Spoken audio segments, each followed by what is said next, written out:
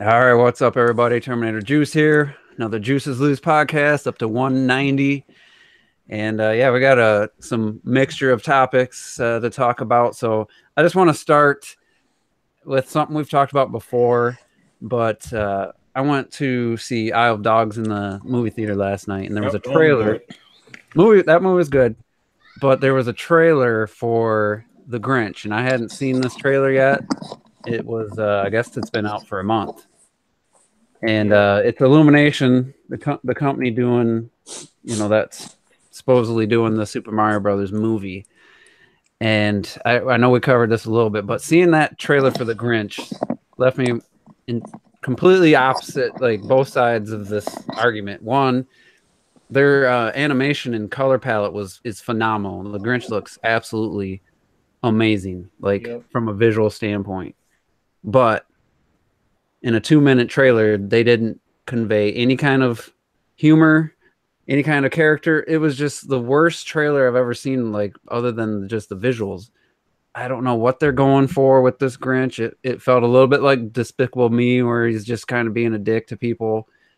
And it's not funny. It doesn't, like, I don't know about Cumberbatch's voice as the Grinch. Like, nothing about that trailer worked. And it's got me excited to see, like, a full-blown, like, high quality CGI version of Mario, but it's also I'm even more worried about the actual. Yeah, Nintendo did say though that they have the right to scrap the idea if nothing good comes up. So, but I don't know what that company makes billion-dollar movies. I don't know why they can't have better writers, and I don't know. I'm left a little more concerned than I was before seeing that Grinch trailer. So I don't know if anybody has any other comments on that. I was always concerned because Illumination is not known for being good in terms of their films, period. I think the first Despicable Me was like the only legit good film they had, and then all they did was run that fucking franchise into the ground. Mm-hmm. And then everything else that's come out has been either like insanely mediocre or just plain fucking bad. And like you said, and it's exactly what you said, Juice. It's not the problem. Isn't the way the way the shit looks. They make some beautiful fucking looking movies. They just can't write for anything. The writers are garbage. And the Grinch, because I have seen that trailer. I don't know what the fuck they're doing. To me, that trailer, it felt like the very first thing they released for Deadpool 2, where it feels like it's not even going to be part of the movie itself, and they're trying to be funny and failing at it so much, where you're wondering, like, damn, I hope the end result is going to be something completely different. Except for this is what I feel is scenes from the movie. Yeah, Deadpool is just kind of I think it's going to be in the movie. I'm just saying, like, that's how it felt to me, because it didn't really show anything, like you said, just him being a dick to people. Like, it wasn't just a bad trailer. Well, I mean, that is the Grinch. I mean, from what I understand, this is supposed to be a prequel. Yeah, but then you got, which is kind of fucking dumb because it's the Grinch. Like, what do you? He's been a dick. Like, we weren't sitting there watching the Grinch stole Christmas and was like, I wonder if he was a dick back then too. Well, the movie's just gonna be him being a dick. At the end, he's gonna. Yeah, I'm about to say the trailer's like because the trailer's like, well, we know the answer. He was a dick back then too. So what's the difference? What do you think, T? Did you get to watch the trailer? Can you hear me? Yes. I'm looking in the chat and people are like, mic problems. I'm like, what? I haven't said anything. You haven't said anything yet. You're on the rattling. It's because of all the noise you had. Like it sounded like you were eating your mic. That apple must be real good, man. He's trying to diss. My headset has nothing to do with Apple. Anyway, let's see. I don't know, man. Like, I'm not a big fan of who are they again? Illumination. Yeah. Like Terrell said, they had basically one hit. My only hope is that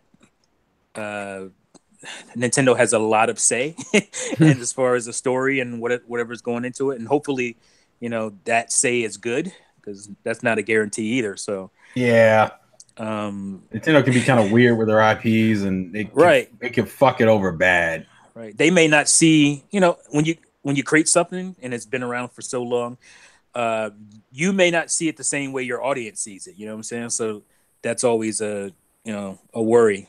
Just ask George Lucas. Oh shit!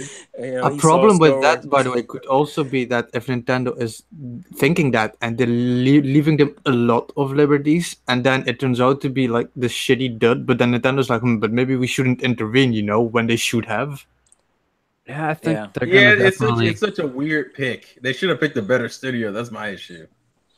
I'm sure that was the cheapest route. And it was they already have the partnership with Universal, so Right. And that's the problem. I mean, It's nepotism. The first minute of this trailer is just showing this dog make him coffee. Like the fact that they thought that maybe they just start with the beginning of the movie and this was the only CG done a month ago. But the fact that they thought this was an interesting trailer just worries me. Or interesting premise. Why are we doing the Grinch? Yeah, they're also. Remember, this is the same studio that also did the Lorax film. Yeah, it is. I never saw Something that. to do with that. Yeah, That wasn't good by any stretch of the imagination. No, it's awful. Fucking and you know what? This movie actually comes out in November though, so I doubt that was the only. yeah. Because I'm looking at the release films, and literally the best film on their list right now Despicable Me 1. Yeah, is the first one. And I actually did like Secret Life of Pets and Sing. Some people like Secret Life of Pets. I heard Sing was better. Yeah, Secret Life of Pets. I like Sing also. The thing about Sing. No, Sing's not fair because Sing is just a nostalgia pulling on. Like, if it wasn't for all those songs, would Sing be as good? No. I mean, I don't. I mean, that's the core of the film. Actually, I mean, for me, I don't really have nostalgia for songs. I just like the monkey part. The ape was a good character. Wow. You like the monkey. I like the monkey. Yeah, what kind of shit is that? That his storyline specifically, I like. The thing about Sing like, go ahead. Is they had nothing. The trailer had nothing. I watched that trailer and I'm like, there's not a movie here. They don't even. It's just some auditions. Like some people are like, man, that's a pretty good movie. So I'm like, wow, they really didn't want to show what other than just some quick little audition for their trailer. Like they didn't want to show any more than that if there is some decent movie in there somewhere, because the trailer was just short and pointless. Like you had no idea what this movie was about. I'm just saying, like the story of Sing was quite mediocre. Like it wasn't like a great story. It was saved by like the characters and the music, as far as I'm concerned. But like, yeah, that story has been done a billion times in a billion different shows. It's not original by any means. It's like, yeah. So, what are they gonna do with something as crazy as a Mario World? It's crazy as a Mushroom Kingdom. Yeah. I think it will also just really had a story to begin with, so it's like I don't know. I think they're also just really bad at making trailers, because I kind of like the Secret Life of Pets, but the problem is that the trailer of that was amazing. Like the premise was so good. I saw the trailer with all the pets, the owners leaving and the pets like messing around. That's what I wanted to see. But when the movie started, you have the trailer, and then everything else is just the dog walking outside, basically. Like it's not the same thing. Yeah, it looked like a Toy Story but with pets instead in the trailer. That's what it looked like to me. I guess my biggest issue is more that Illumination, unfortunately, only has two real things it's known for doing. And actually, looking at its upcoming films is what kind of gives me the idea. They're either known for adapting properties that already exist, or having like these one or two spin-off films, original films that do mediocrely well. Because like the next few movies we know that are coming from them are fucking, you got the Grinch, and then you have the Secret Life of Pets 2, Minions 2, and Sing 2. So wow, I'm just like, well, that's not anything to be. Oh, and Despicable Me 4 is in production. So yeah, that's oh my god. So I'm also made $1 billion, so that's not. Yeah, I'm surprised the third film did almost as well as the second film. The second film making this the No, third film it did the best. It's the best. I'm sorry. I was looking at the Minions. Minions did $1 billion, didn't it? It's ridiculous. Yeah, 1.2. It was the worst shit of all time. That's the only reason those movies actually sell, because of the Minions. It's not because they're good movies or anything. People just want to see the fucking Minions. That's why they go to that thing. So they had this one thing that worked in the first movie, and they milked the shit out of that. Yeah, other than that, I just feel like their sense of humor is not there. Like Steve Carell like pulled it off in the first movie, but all the other jokes in the second movie, and I didn't watch the third one, Their one's not good. Yeah, Some of their other ones, like their jokes are so like we could sit down and write jokes that are as unfunny. We'd probably write something even funnier than that. yeah, the jokes are so on the nose. It's not they're not clever. Yeah, it's so obvious. It's just Like, I wonder if these guys were Nintendo's first choice, or like, let's say, because the first thing that comes to mind is Pixar, but I wonder if maybe they didn't want to invest that much money in the first idea, or maybe Pixar was busy. But who would say no to Nintendo? Well, Like, no, but I would think the reason they're doing that is because they're going to Universal Studios, so they probably got a whole I got thing the with theme them. park and everything. Yeah, like so. it would make no sense to for them to go with Disney and then all of a sudden, oh hey, welcome to Universal Studios. We would have got a good fucking film. I then, think maybe. I get it, DreamWorks. I don't think they. I bet you. I would not be shocked if there was a contract when they were signing the Orlando, the Universal Studios that says we're gonna make your films also.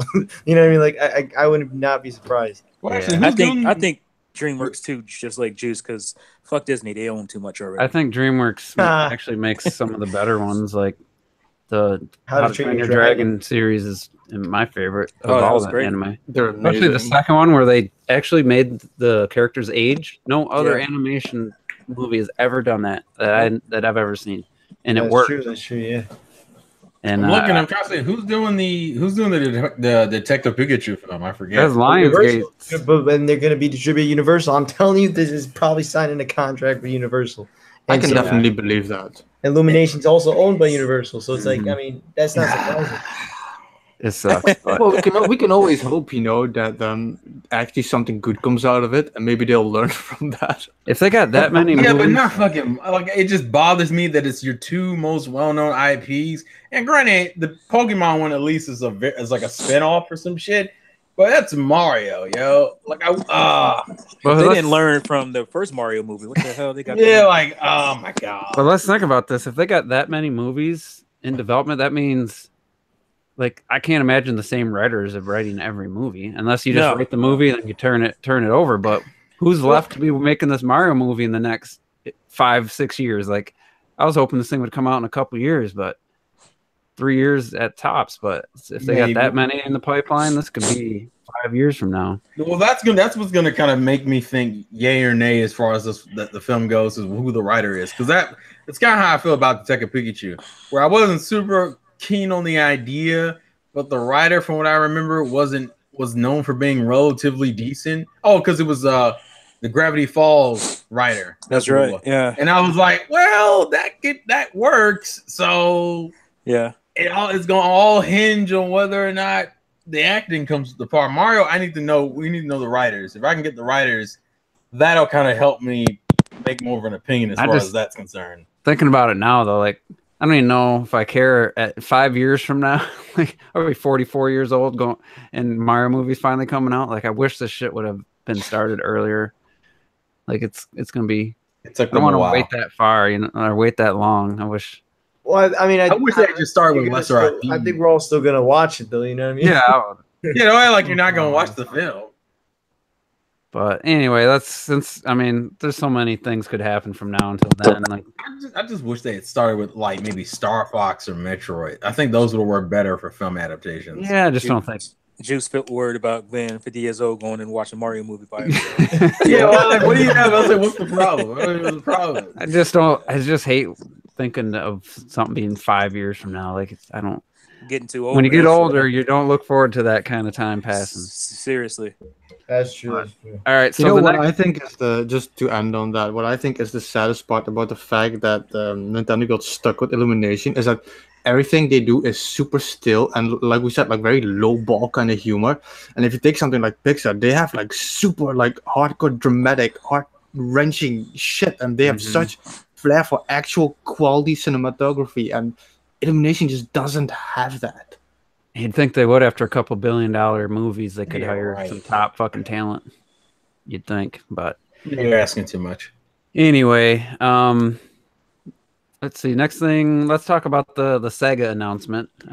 It'd been better if Clocked was here because him and T, I think, were the biggest of the group. But we got, was it Friday night, Saturday morning, whenever it was.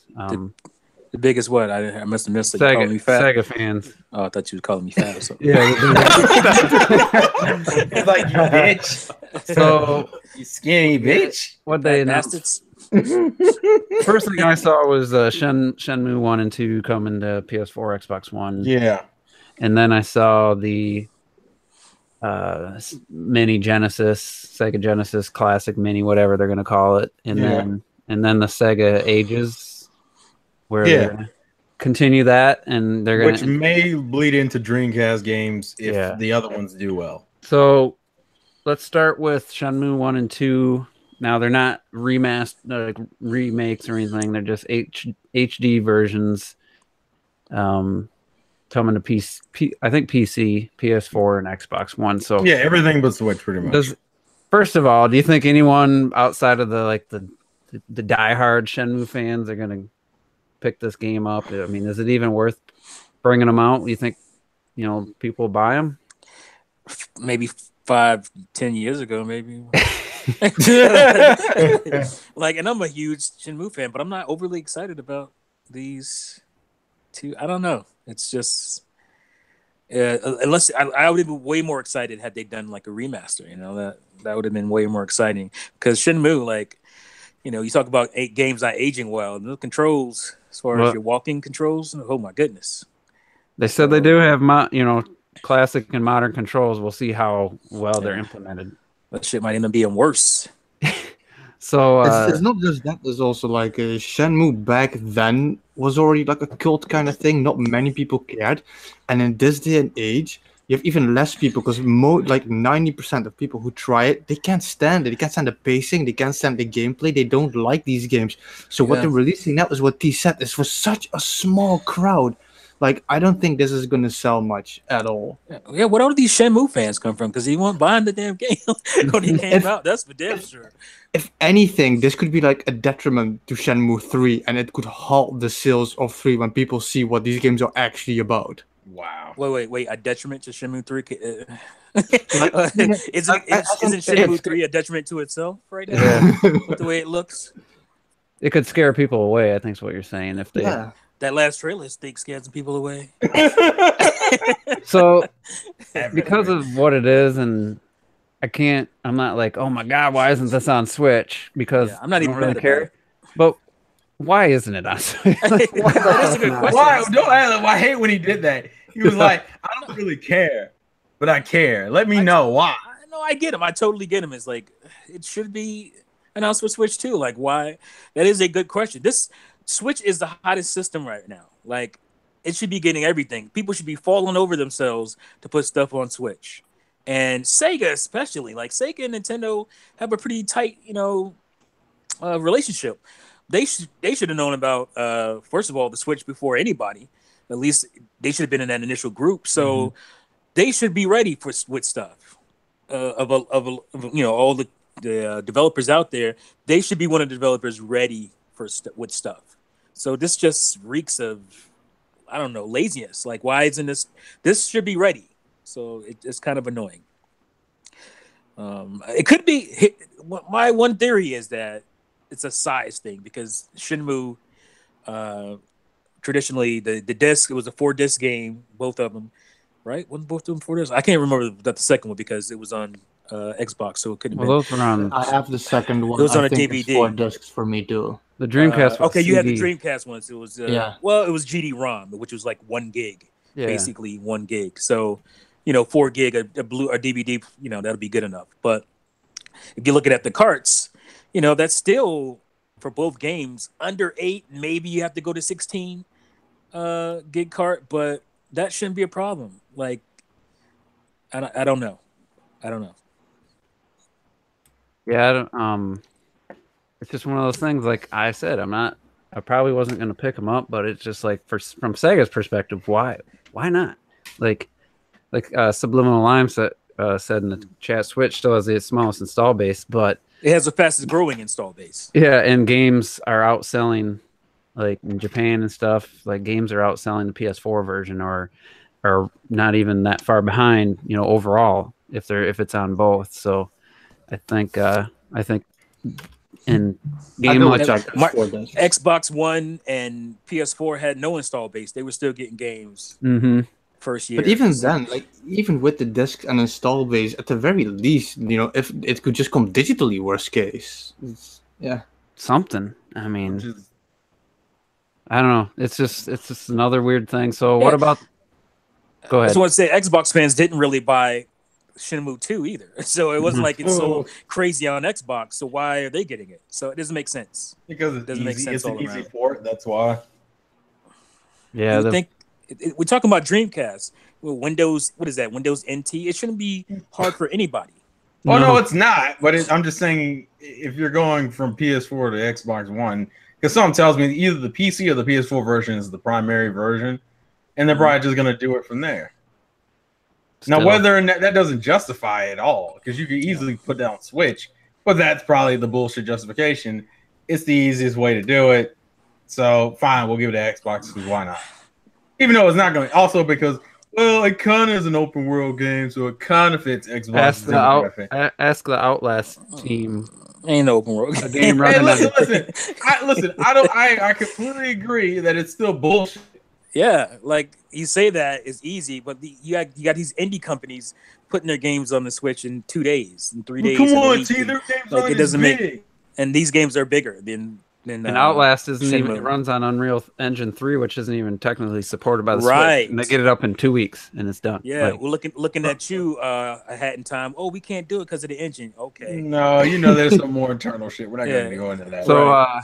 the other thing, one of the other things was this mass. What is it called in the European? What, Mega Drive? Mega Drive. Mega Drive. Yeah. Come on, man. Genesis, Mega Drive Mini. Did they go into any details about it, or just show it? They just showed it off from what I saw. Yeah, they had no visual things. They No just had to control. do- I mean, is it gonna have the same terrible D-pad as the original Genesis? I bet there was thing? nothing. They didn't inside even show the that- controller. They showed the Yeah. console. They didn't show the controller. No controller. I bet that was just a shell, a mold. There was nothing in there. Yeah, the dude had it in his hand, and that's literally all we saw of it. Yeah. Wonder if they even have a team ready for the emulation and all that technical that menu system and Well, doesn't there already exist a fucking a Sega Genesis that you can buy that has like a bunch of games on it already? It's not official. Like Sega didn't make it. But I mean, it does exist. Is what I'm saying, though. Yeah, I don't know how much it looks like the Genesis. I know that it has a bunch of Genesis games on it. Okay, yeah, I haven't looked too much. I was just curious. What do you mean? Looks like it. What do you mean? It's like a I don't plug know and if the play actual kind of system thing. looks like it because and like Bed Bath and Beyond, I see it at like weird stores. You see these collection, and it's like Sega Genesis, 100 games, and it's like generic looking controller, and Yeah, it looks like trash. so I just wonder what their plan is. I mean, if they just follow Nintendo's formula, they should be all right. But it does kind of go. But they're not Should going be. to. They screwed up Yeah, already. yeah. like- Keyword is should. But doesn't that kind of conflict with the collection, the Genesis collection coming out to PS4, Xbox One? I mean, isn't it kind of like this is the old Sega again? Like, why would you put that out and then the Well, Mini? which- Nintendo was doing Yeah, that. I don't think it was planned right though. Yeah. Nintendo put out a 50 game Well, collection. no. But what I'm saying is they put out games that are on their, they put out the NES Mini and stuff. And they're putting out games from the NES, so it's not like they're not doing it. Obviously, it's not to the same capacity, but you're talking about two different markets. Maybe those people won't buy the Mini. Like a lot of people don't care to buy the Mini. Yeah, I feel like that's more for the collector, the nostalgic collector. Yeah, I mean, if I was a Sega fan and I was looking forward to those 50 games, I'd rather play them and not have another device hooked up to my TV. So I love how Juice says it because he's so distant from the whole situation. Like, if I like Sega, I'm just like, to me, if it's I like wanted to play the games, I'd be kind of excited. They're He'll give competing a with damn about no themselves. Sega. they're competing with themselves. It's just weird. Oh no, it was a weird choice. There was one other announcement I wanted to talk about that We I will. thought, oh, okay. It'd be I like, don't- just for comparison, like Nintendo Switch N64 collection, 30 N64 classics on your Switch, and then a couple months later, N64 Mini, and the same games are on it. Like that would be weird. that would be weird. Yeah. I think But I think they're disconnected because they're dealing with at games or 18 games, well, whoever they are. Well, I mean, they don't know what the from hell what I they're understand, doing. they did approve it. From what I understand, They don't know what the hell they're doing. So no, it's pretty none of them obvious from their track record. So the other thing was the Sega Ages. Like, I didn't know they did this on the 3DS. Yeah, I forgot about yeah, it. they did. I forgot about it. Only I do remember 3DS. it. I played some enhanced 3DS games like Excite Bike and some Nintendo games, but I didn't know Sega had done any. And Clock said Outrun 2 was like the best on the 3DS with the 3Ds, like one of the best Outrun games out there. Outrun, Afterburner. There's a Sonic. What is it? 3D. There's a 3D version of Sonic the Hedgehog. I think it's either Sonic 1, I believe. I think it's 1. Yeah. I think it's 1. It's been. I remember the fucking cover, and I never got to play any of the games off it. Yeah. So they want to kind of continue that, which is cool because they're more than just straight like on the 3DS. They really seem like they really enhanced them quite a bit. So if they're kind of going to do that in a game specific, and actually take advantage of the Switch, and I don't know in what ways they did for the 3DS. If it's anything like Excite Bike, they just kind of added 3D, and it looks cleaner than I think just a straight version of Excite Bike would have looked. Can I call bullshit on this whole setup of, well, if this one does well, then we'll That's give what this. Yeah, okay. I definitely wanted to get into that, but let's start with, is maybe the reason they're not getting the Genesis collection on Switch is because they wanted to do these individual games? Is that possible at all, you think? Maybe. That was kind of my first thought. Sega makes a lot of weird fucking decisions, so I can't tell if that was intentional or if they were just being fucking stupid again. I can't tell. Yeah, you don't know if it's just them being like, oh, let's do this now. Maybe there was just no plan. It was just like, oh, and they just decided to do it at one day. It wasn't. I don't think it was some nefarious reason. I just think Sega's not a great company anymore. So yeah, Sega just does a lot of weird fucking decisions sometimes. Yeah, they're kind of like Nintendo in that way. Sometimes they just have decisions that just come out of fucking nowhere. The problem is they have a lot more misses than hits, and it's not planned. It's just I don't think any of Sega's shit is planned. It just kind of happens. Yeah. I still enjoy the company for the few games I enjoy, like the Valkyria Chronicles announcement that happened also, but sometimes you get this weird shit with the fucking Sega collection where we don't get that. Here's Ages. I mean, at the peak of Sega, that's how they ran their company. They said, let's try that. 32X. Sure. Let's throw that out a year before the Saturn. Oh, yeah, we got the Saturn coming out a year before 32X. Oh, let's just piss everybody off who's making 32X games, and let's make the Saturn. Like, you think at this point they'd be recovered from the mistakes and realize that we're working on it. We're working on it. God damn, it's just like, what are you gonna figure out? I'm gonna put out my mini Dreamcast next week. Yeah, that'd be funny. But you wouldn't be surprised if they did that. You would not 32X Mini. Oh my god! Like I said, they're like Nintendo with the randomness sometimes, but they just have a lot more misses than hits. That's what it feels like. What kind of company loses the source code for one of their greatest franchises?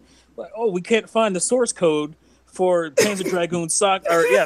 Like, what? How is that a thing for a company? We forgot. It's ridiculous. Oh, here it is. It's on some piece of toilet paper. My bad. Hold on a second. I got it. You can't reverse engineer a disc maybe and try to figure it out that way. No, that doesn't work. I mean, come on. This is ridiculous. Yeah, they're just a weird fucking company nowadays. Didn't they say, Sega fans, we have a big announcement? Does this qualify? Do you think these announcements qualify as a big announcement for Sega fans? To a degree. I mean, you're also missing some of the minor stuff. Like Fantasy Star 2 Online, and what the fuck else was it? The Valkyria Chronicles.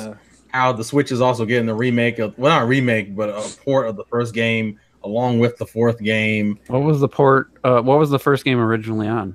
PS3. Okay. PS3. See, go ahead. And I was just gonna say my answer lies in the, well, if this sells, so I'll save it.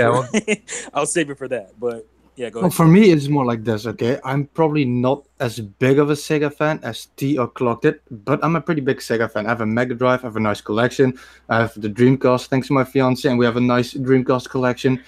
If out of everything they showed, everything we heard, if we got none of that and they just would have talked, not even shown a trailer, talked about Sonic R, I would have been happier. None of this shit did anything to me that they showed or revealed, or I don't care about more virtual console games or more retro shit already owned, or Shen fucking Mu which already owned, which nobody's gonna care about. None of this did anything to me.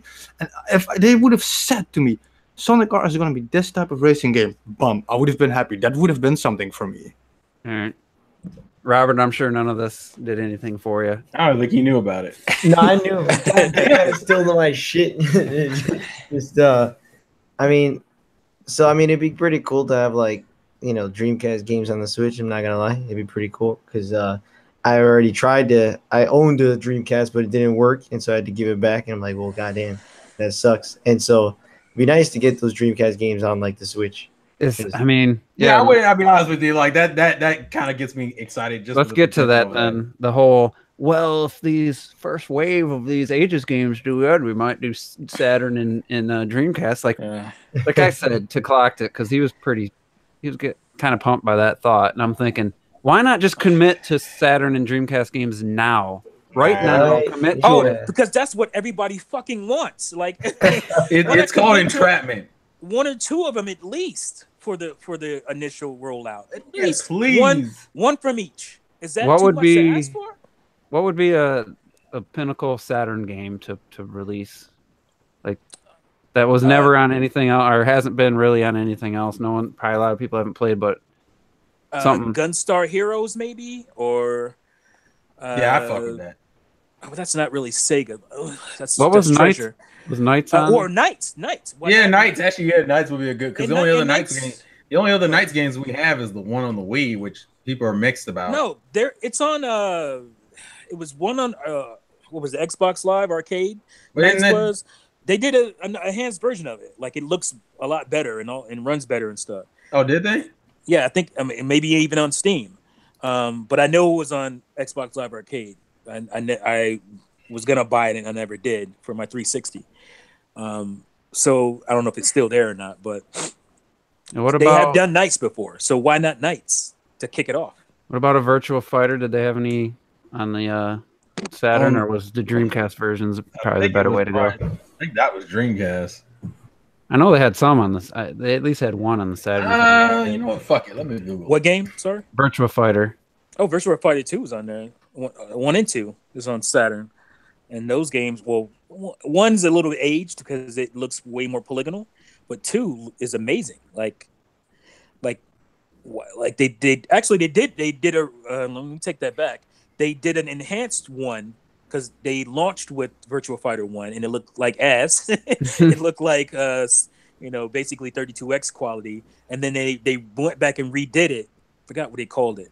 I have it. I can't think of the name of it, but they went back and redid it, and it looks more like Virtua Fighter 2 does on Saturn. So they both look really good. Why not one of those? Give us one to start off. Give us one of each system that we really care about, which is the Dreamcast and the Saturn, because those are the systems that are super expensive to buy games for if you're a collector or whatever. Right. Like, why give us game? Nobody cares about.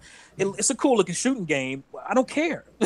Like, I want a bigger game that everybody knows. Like, and the sad part about all of that is that games like Sonic or whatever, these games exist everywhere already. Right. These Saturn games are locked to Saturn. Most of them are locked to Saturn. And if you go to buy them from the used market, they're $200, $300, $400, $500. Panzer Dragoon Saga is $600. Like, it's nuts. Yeah, I know Clocked It wants the Panzer Dragon, like some. I want it too. I have the Japanese version. I have to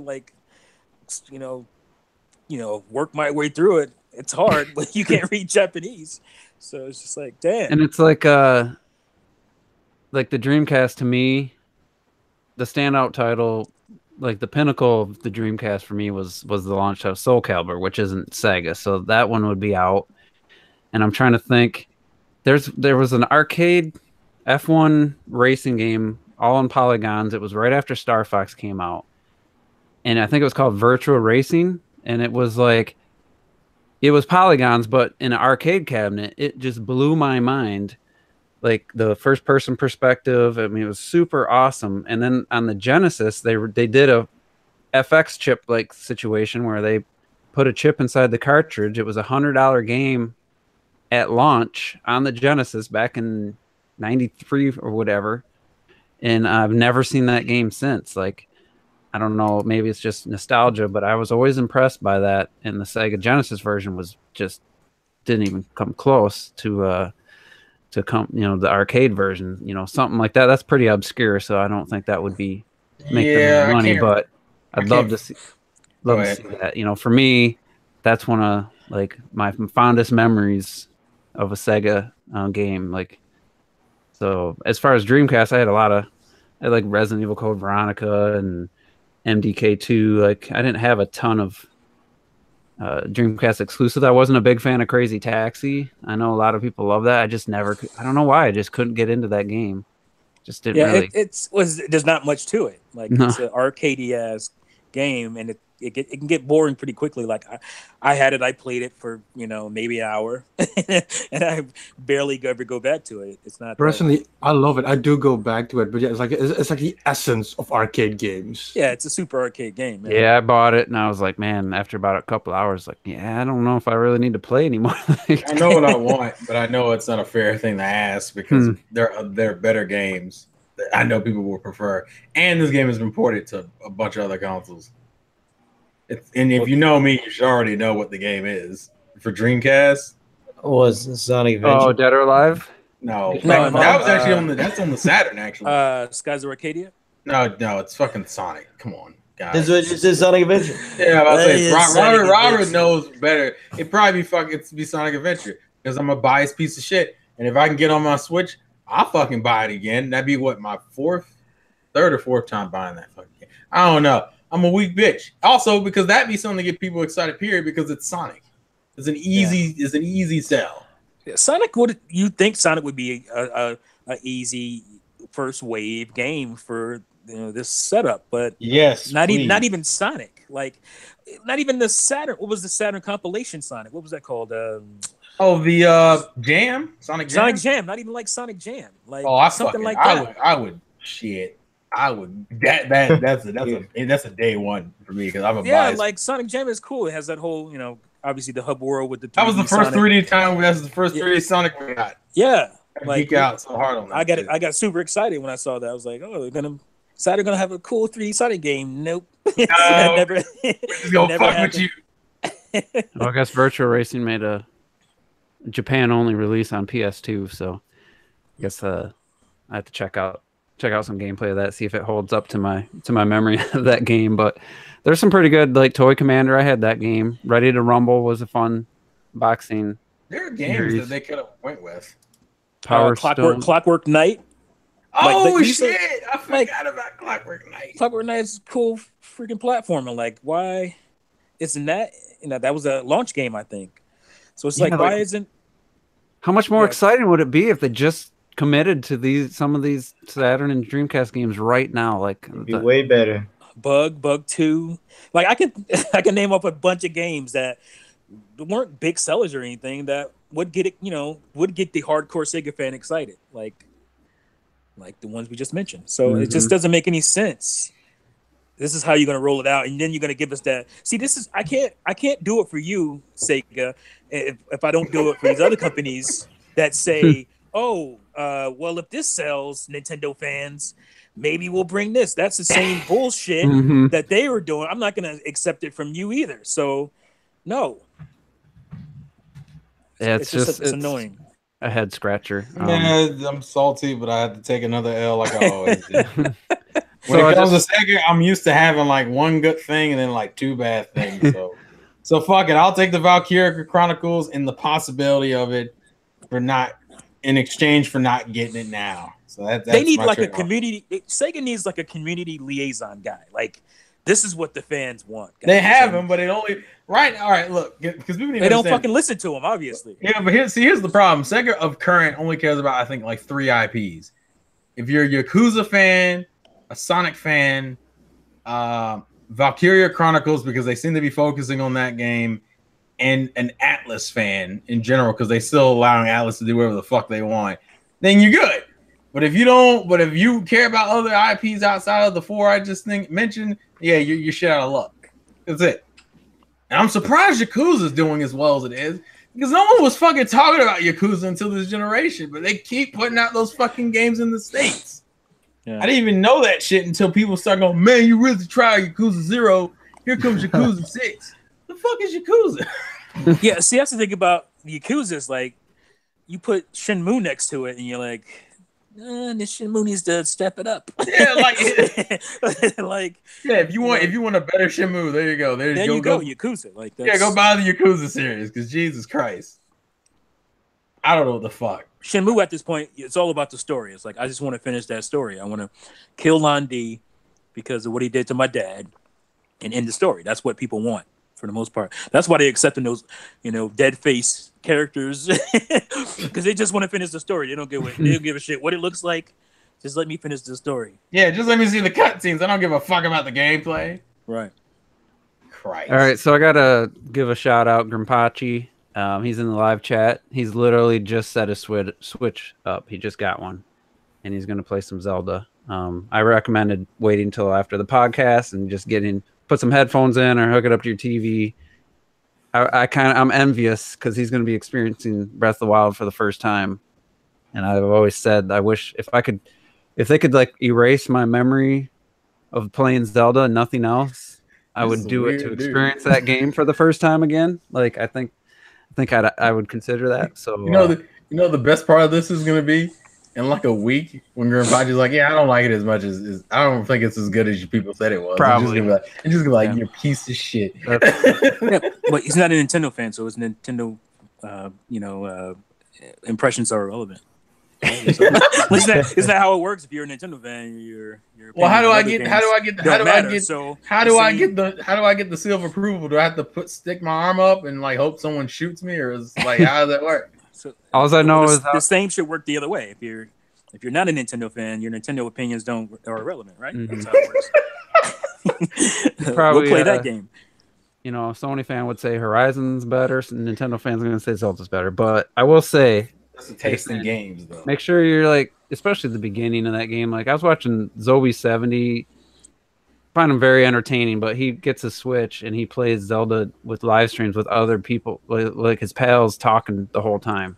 And I'm like, that's not. You can't seriously be a serious gamer if you're gonna play Breath of the Wild while you're chatting with your buddies and doing a live. Like to me, like you miss the whole experience of what makes Zelda so great. But yeah, that's one of my things about streaming is that some people will buy a game and start streaming it right away. It's like I don't want to do that. I want to experience the game, paying attention to it and like really focusing, especially if it's a game with some story in it. Like I don't want to like just run through it on a live stream. Stream a game I've already played. That's what that's what I mainly plan on doing. Is streaming stuff. Yeah, it depends on the game for me. Yeah. Yeah, I can't think of other than like a Mario Kart, like a racer or something like obviously that. Something like that. Yeah, like I'll do like that, Splatoon and ARMS and shit. Those are easy games to fuck around with. But anything, and it's not even Chronicles 2. No. Yeah.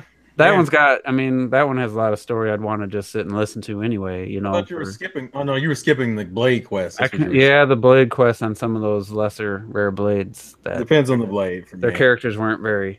I still can't put that fucking game down. I have a fucking problem. And that's the thing. Like, 155 hours into that game, and how? What do you think the length of all the cutscenes strung together? If it was cut together. You talking about of the main story? Yeah. Fuck. I feel like it's under 4 hours. Three. It's probably like 5. I would say 5 hours. Think so? Yeah, especially towards like chapters 9 and 10 when you're just getting cutscene to death. It's. I'd probably say around 5 hours.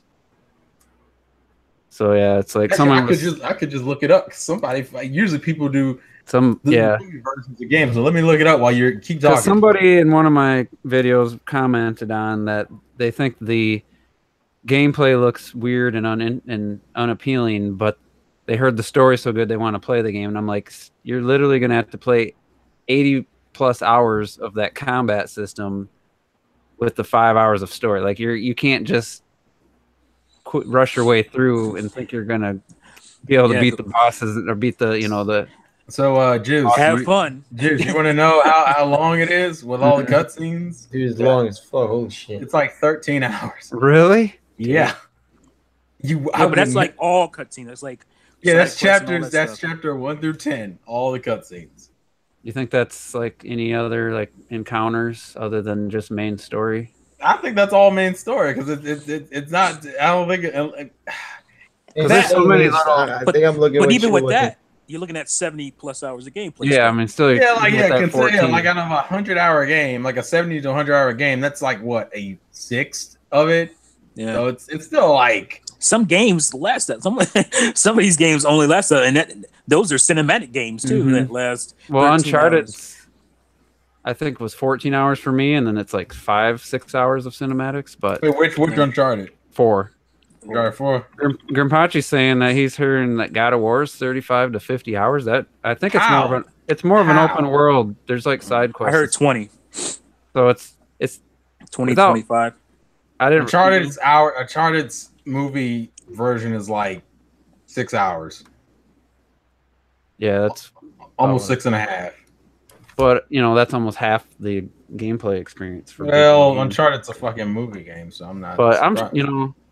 I did hear that God of War kind of has like, it kind of feels like it's kind of trying to be an open world, but not going all the way, which is fine because I don't really open world would even make that probably less interesting. But I didn't know it was as lengthy as it is. So that sounds way longer than what I would have thought. Yeah, I mean, we've been kind of harsh on it and stuff, but like I said in my juice opinions, when it's $40 or cheaper, I'll probably pick it up some point this year, just like I did with Horizon Zero Dawn. And I don't know if that's that it's long. Yeah, but that's gonna make you turn on your PS4 though, man. Hey, that was the next thing I wanted to talk about. I was just gonna share with you guys that I finally got through Shadow of the Colossus. I binged I just sat down for like 3.5 hours and I got through number 14, 15, 16, and it's been so long since I played that game. Like I've beaten the first Colossi like a dozen times probably, but to get to those later ones, the beauty of that game is also one of its biggest detriments is that just figuring out how to defeat the Colossi is the puzzle. So there's one, I won't spoil it for anybody, but it's got armor all over it, and if you just you have no idea how to damage this thing, and then you just kind of see something and you're like, I'm gonna try this, and it's the only time in this whole game where this one element thing comes into play, and it's really cool. So but as soon as you know that, then it's a 5-minute fight. Like it's so like the next time you play it, that's why it has kind of a time trial mode, because they know once you know how to do it, then that's pretty much the challenge of many of them is just figuring out what to do and how to get their weak spot vulnerable, or how to get up to where you need to get to. And so I had forgotten one completely, but I just kept playing and I was like, it hit me. And then the other one, the number 15, I was remembering what you got to do on number 16 for 15. So I'm sitting there waiting, thinking he needs to I need to get on his hand somehow. Like I'm just thinking I needed to do this. And I was kind of mixing myself up. So I just, after about 20 minutes, I said, you know what? I just got to quickly see what I got to do. I looked and seen the guy did something so he could get on top of him. I was like, oh, I was doing completely wrong because of my past memory was messing me up. But I will say that it is still a really good game. And, it doesn't have a lot of story, but the way it ends it's pretty satisfying, and it's a really good way to end a video game. And I think that's why why people think of so highly of it, is because when you get to that end and you see what happens, it does leave more of a lasting impression than just beating Colossus number 3. And if you turn the game off after I was just like, yeah, it's good, but I don't remember why I loved it so much. Well, now that I've gone through and did the whole thing, now I remember why I like the game so much. So I would recommend it. Even though it feels a little frustrating at times, your character, there's this, when you get to a ledge, he'll do that like I'm gonna fall thing, way too soon, you think you're just walking on a ledge like with Mario or somebody. It does that all the time, so that animation kicks in when it shouldn't a lot of times, and it causes you to fall. And it's frustrating at times, but overall, after having finished the game, I would say it's worth picking up if you got a PS4. It's an interesting game, and I think if you play it all the way through the end, you'll probably think it's a good game and definitely worth your time. So I hadn't really played it in months, so it was kind of nice just to settle in and finish it all at once. So yeah, that's that for Shadow of the Colossus, and now I'm ready for my next PS4 game. So I'll probably play a little Watch Dogs 2 in the meantime, just because I bought it almost a year ago and never haven't played it yet. So yeah, you're not gonna play it long. Probably not. I was hoping it would be a lot better than the first one, and it's not really. Yeah, I know some people really got into the character and some of the things you could do, but it's just one of those. It was $20, so I got it for 16. It was just a spontaneous thing. I heard good things, so I still haven't tried it though. And that was back when ARMS came out in June, so it's almost been a while. It's less glitchy than the first one, I guess. Yeah, it definitely looks. There's a plus. Better. Looks better. Yeah. Like looks like a more polished game and stuff. Isn't that like bare minimum shit though? like at the game plays. Well, great. That's what I kind of expected from a video game, right? Well, the promise of the first game was just not delivered on at all, and it was a cross-gen game. They released it on PS3, Xbox 360, and it just didn't live up to what the. I was so hyped and excited for that game. What they showed is what I hope gaming can get to, instead of just making graphics look better, is have that complete dynamic experience where anything can happen at any time, and it looked like, wow, look, just the what did he do? He made walked out, and then he kind of triggered the thing so the police cars would hit it, and it looked so cool. Let's do that in games. But then it's just then the end result is so stripped down and scripted, and it's like, that's what I'd rather see. And I had a debate about this and about real gamers like, well, if graphics are important, why do they keep making new generations? Why do they keep releasing new systems, and why do people buy them? Well, they do it because that's how they have to. They can make a lot more money. Yeah. But if they just keep selling their hardware, the price keeps going down. They can't keep the price high, and it's just technology. That's what happens, Yeah, it's technology. Technology moves. You don't move with it, you get left behind. And then the new games are on the new system, so you're kind of, as a gamer, you don't really have an option. You want to play new games. Yeah, you can't. There's no option to let's still be playing on the NES. I mean, come on, that's just not viable. Yeah, why not, man? Come on. But what I said was if they just take that CPU power, like that generational leap, the games could look visually, from a technical standpoint, they could look no better than PS4 generation, the current generation. They don't have to look any better, but get rid of invisible walls and get rid of stupid AI and things just that limit you from, like, I watched Breath of the Wild clip yesterday. Someone figure out you take a cuckoo or chicken, for those that don't play Zelda, and those swarm of bats flies over and hits the cuckoo, and all of a sudden, like, all those bats just start dropping from the sky. Something's killing them, and it was just a Twitter video, or like a saved captured video posted to Twitter. So I'm not sure if there was a bunch of it was cuckoos. If they were flying around killing them. It was a bunch of cucks, man. Yeah. So I couldn't see in that little video. But I'm like, there's so many videos of people doing that. It took somebody over a year to figure out, like, somebody's carrying a chicken, probably to go fight Ganon with it. It's probably what happened. That was done a year ago. And that was done. Yeah. So somebody else was probably carrying it, and then just happened to run into that flock of bats. So then Red Knight, I think he replicated it. Yeah. And it's just like, why is that even in the game? Why did they put that in the game? I mean, it took somebody a year to find it. It's just so random. Well, the cuckoo attack has been like in Zelda since cuckoos. Like, yeah, I know that, but as far as them taking out that flock of bats, like, it's just would have never expected that. So and then somebody else. Well, I saw them take down Hinoxes and all kinds of stuff. Did you? I haven't seen. Yeah, any people have others. been doing this. People for been a doing while. that for a while. This is nothing Really? new. Yeah, did you just not find that? Well, I know Ganon. A year ago, I seen Ganon, but I Go didn't to see. YouTube and look it up. There's a bunch I of didn't videos see last year. anybody else doing it. It's like But- a challenge for a lot of people. That's cool. But the thing that I guess makes the keys that makes it cool is because you have like two swarms killing each other and you see them Mhm. dropping like flies. Like it's like a spectacle that makes it cool. I've seen no. Cuckoos versus Lionel's, Hinox, all kinds of stuff. Yeah, it's So, I mean, entertaining as fuck. the man. point- It's hilarious. Yeah. The point I was going to get to is like they put all these elements in the game.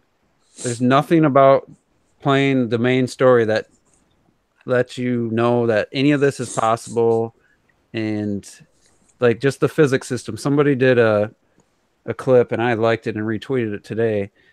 Like, I ain't doing no shrine puzzle. Like, it's like it was a rotating block with like lanterns, and then if you rotated it wrong, the lantern would go into the water and extinguish. So he just I used the remember that one. rotation, froze it with kinesis, jumped, got on top of it, then jumped, and there's a bomb trick where you can make a bomb explode like as soon as you throw it or something, and it lunge you forward. And he completely just skipped all the puzzle and used the physics system to get to, to the monk.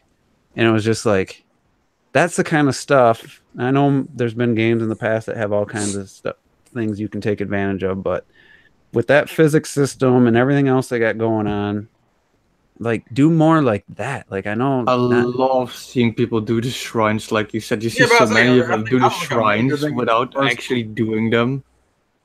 and it's like, I know, like I said, I know other games have glitches and stuff you can do, but instead of all these restrictions, like I said, get rid of invisible walls, open the world up for games that that it's appropriate. In some games you don't want to do that.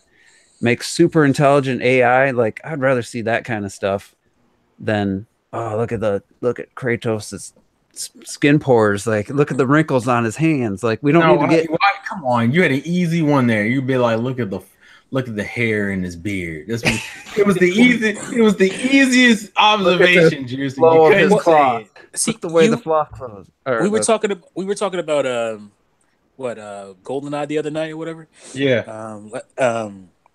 And how it didn't, it doesn't age well in certain But ways. the That's AI is true. really. But I was gonna say that was one of the things that was most impressive. Yeah, the graphics look good and all that stuff. It felt like you were James Bond on music. All that stuff was good.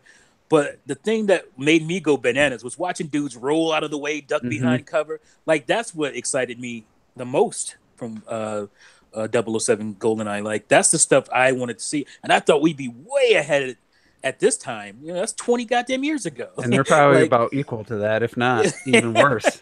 Some games. We'll play Horizon. Worse. Someday you'll play Horizon Zero Dawn, and I'm gonna pick that the up robotic creatures are really well done. But go to the human encampments, and they're no smarter than that GoldenEye AI. Like, it's like, why isn't this better? Like, I gave an example of playing The Last of Us, and there's a section where it's like right before one of the checkpoints that now is this group of dudes is kind of taken over.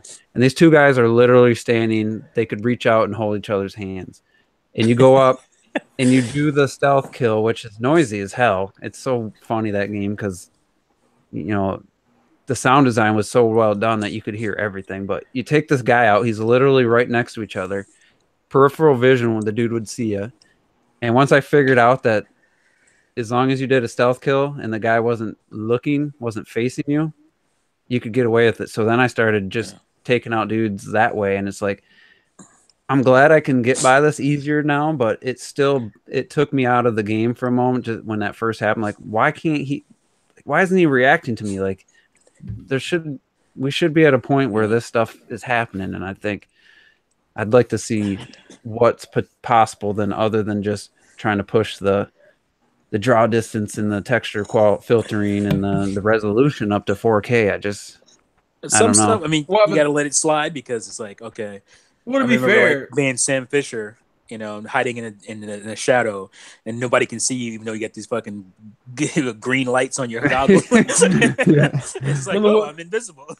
well, the one game I wanted to bring up that actually did do this throughout its games, and I noticed it, and I think a lot of people was the Batman Arkham games. Like, when you were playing those games, like the first one, it was so bad where I could literally walk right next to it. Like I could be breathing on that motherfucker's neck, and he'd be like, "Where's Batman?" and you could just sneak him, and he'd just go out. At least in the later games like Arkham City and even Arkham Origins to a degree, you could like they if you took out one of them, they would start doing measures to make sure you couldn't do the same shit twice. Like they start taking out the gargoyles that you hide on. They would have some people in designated areas. They wouldn't follow the same patterns and shit. Even some of those minor changes would be welcome because there are games now that don't even do that. They don't even have just adaptable strategies. It's like, well, that guy's just gonna stand there while I choke your friend out like 5 inches away from you. Well, I guess I'll go over and choke you out too. What happened? How did it get me? Oh, it just trips me out. It trips me out that we don't have more games that do that. Yeah, I don't know. Maybe that's just so hard to do to have like good AI. I don't know. I don't think it's prioritized because it's not. Like a lot of people think, oh, well, it's just fun to run around and shoot a bunch of guys. I don't care if they dodge my bullets. Why would I want something in the game that makes it harder for me to beat it? I want my easy casual games. That's a good point. But another thing too is like, yeah, you got all this new horsepower, this GPU power and stuff, and they try to simultaneously make everything look better and bigger at the same time, but yet nothing like Horizon Zero Dawn, almost nothing reacts to Aloy. Like nothing in the environment like reacts to her.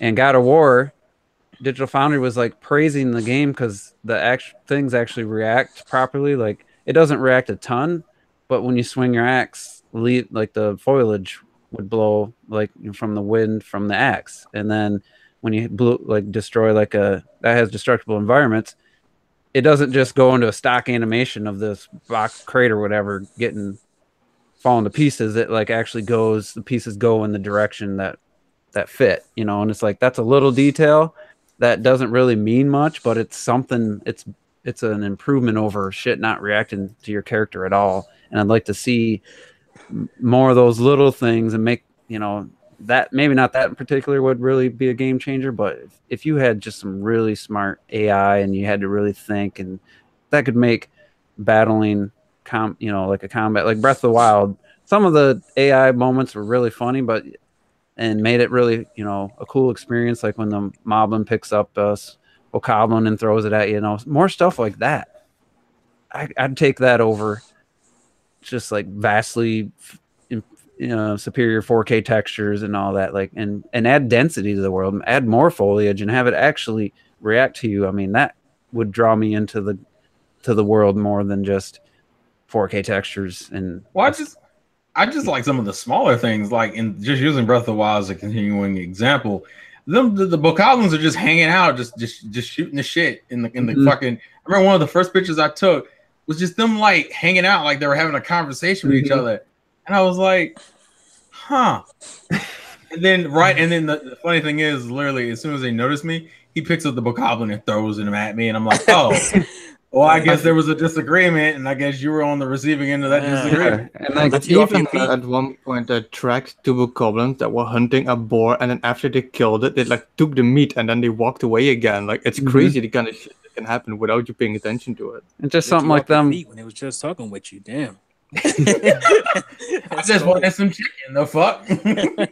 And then the fact that they go to sleep at night, but then there's like guards, like there's just little things that all added up to just a really cool experience. And I would think might be some people might be like blasphemy or anything, but to me, like Zelda feels like more of a next gen. I hate to use that term, but I don't know, for lack of a better term, more of a next gen experience, like game, than anything I've played on my PS4 or PC, like in many years. Like to me, that changed the game and gameplay on a significant level versus just. And I mean, it's a good looking game, but it's so they did kind of both. They did that and made it look great with the art style. But I don't know. It just feels to me like more the biggest jump we've seen in gaming from gameplay and experience standpoint.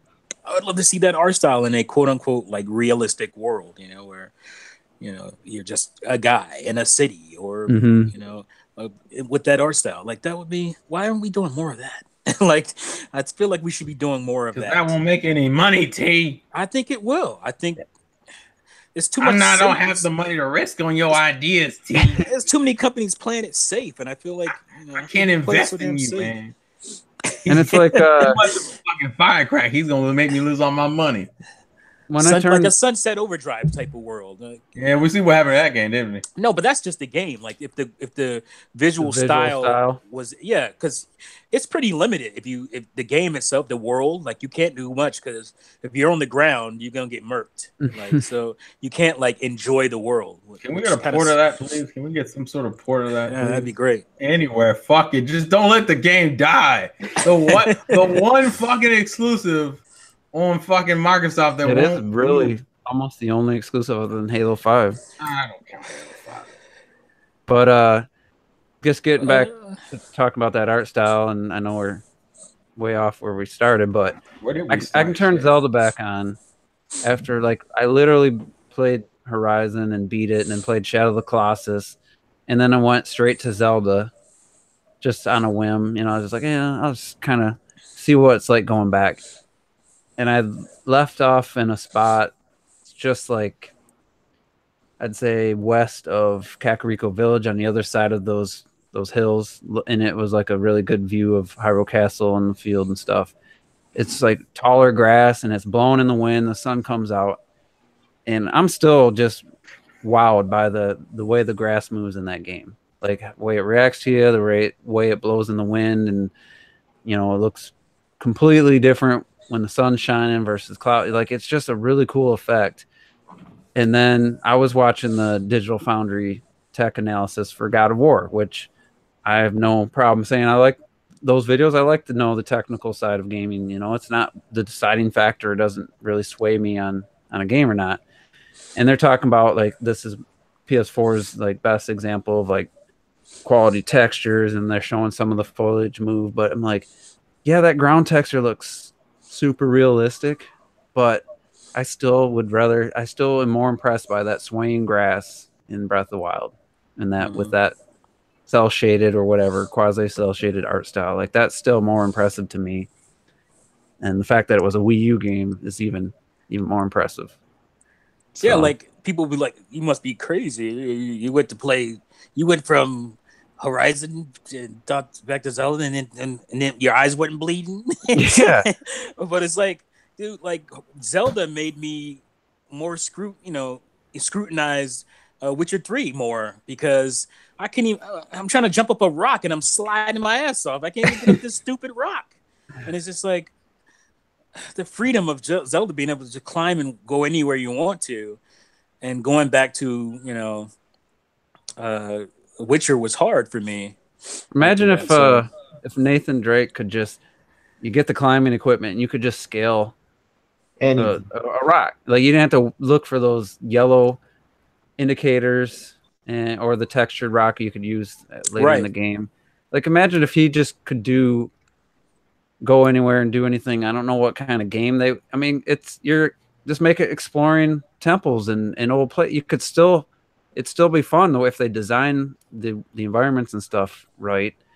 I think that would do so much more for those games. That's just the thing though. You're gonna have to you have to think a little bit more when it comes to designing those levels, level design. You can't get away with stuff you used to get away with when it's so structured. When you have a guy that can go anywhere, and then you're just like, you got to spend a lot more time thinking about the world. And it's like a lot of guys don't want to do that. They want to spend that time making, the sand look more sandy. And the facial animations look more real. But just think about this. I mean, I just literally just had this thought. I mean, I don't know why it didn't hit me sooner. I love the new Tomb Raider. Rise of the Tomb Raider I can still go back and enjoy that game. Imagine you're Lara Croft. You climb up a hill. Let's say you start the game. You climb up a hill, whether it's a desert setting or not. And out in front of you is this vast area of, hills and mountains and stuff. And there's tombs, and there's tombs on there. Maybe you have a map. Maybe it's incomplete. And you could just go into the tomb, and you have no restrictions other than, have a stamina meter or something, so she can't just climb. There's got to be some limitations. But to me, that you could say, well, it's just copying Breath of the Wild, but that would be so amazing to just know that I can go explore, and maybe there's little settlements and stuff, and there's a town in the middle, a city or something. It doesn't have to be a realistic place. It could be a completely fictional world. Instead, you don't need to have real life places like that. We know, like, oh, we're in Dubai. It could be completely fictional, and to me, I would be super excited for that. I know Shadow of the Tomb Raider is not going to do that. It's going to be just like same formula, because I think they hired isn't it Eidos? Who's making the third one? It's not the same studio that made the first two. It's not I think it might be the original. Is it Eidos? Because I think it might be hasn't Eidos. done it. Eidos is the one. It got taken away from them and given to Crystal Dynamics.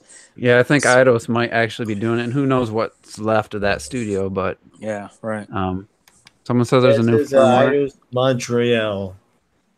Yeah, so it was Crystal Dynamics has been doing, and it's only been 3 years since Rise, so it's not like they could do a whole like brand new type of game.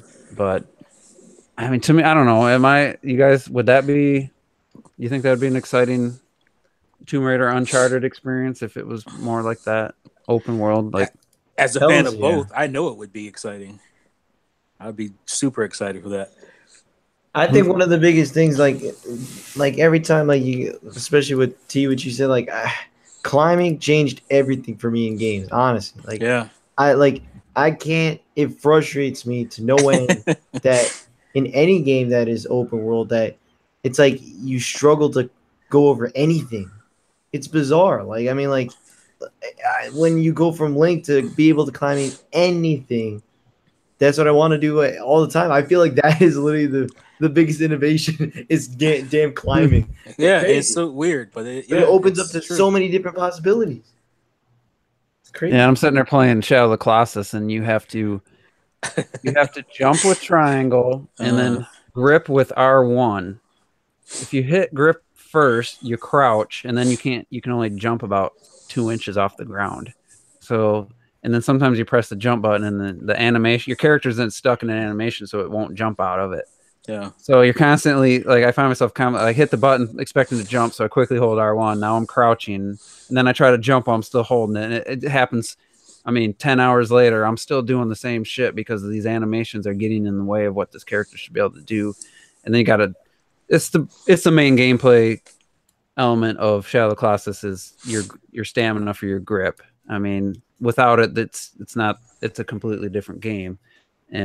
But it just feels so kind of tedious and frustrating to have to do like 3 buttons just to grip something. And then when you're hanging, you gotta move the camera so you're pressing straight up and then hit jump to climb up it. If the camera's tilted, you won't climb up.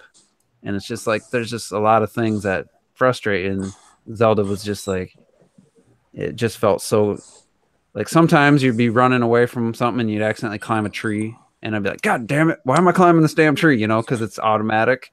If you're running, you're gonna climb. So, and there's the few instances where that was a little frustrating in Zelda, but what do you guys think?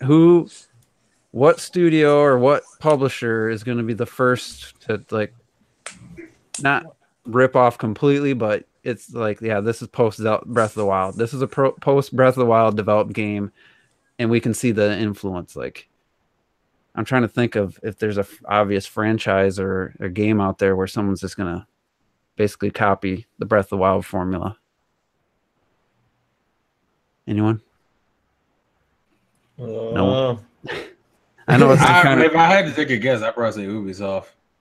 Yeah, they have the most games that would benefit. Hell, they're the ones who coined the whole Ubisoft Towers, Ubisoft open world system. Yeah. So it wouldn't surprise me if they started taking cues as early as maybe the next fucking not Far Cry. They just came out with Far Cry 5. Assassin's Creed, you could climb quite a bit in the original. Assassin's Creed, because Origins was already taking a lot of the steps away from what Assassin's Creed was.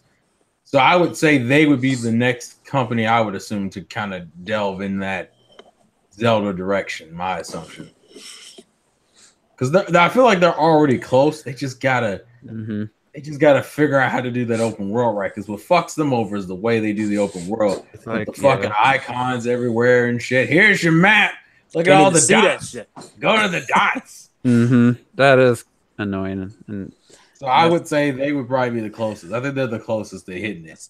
One of the most annoying things about Watch Dogs is freaking icons on everything, everywhere. Everywhere he turns, icons everywhere. Well, that game makes a little more sense because It makes sense for it, but because it's of its like tech nature. Assassin's Creed has no business being as ridiculous as it no. is. Well, I mean, how about instead of icons, you just have interesting things in the environment that call your that- attention? right? Like that's Yeah, the because thing, that too. costs more. Listen, you can't put them out on a yearly basis like that. All right, sir.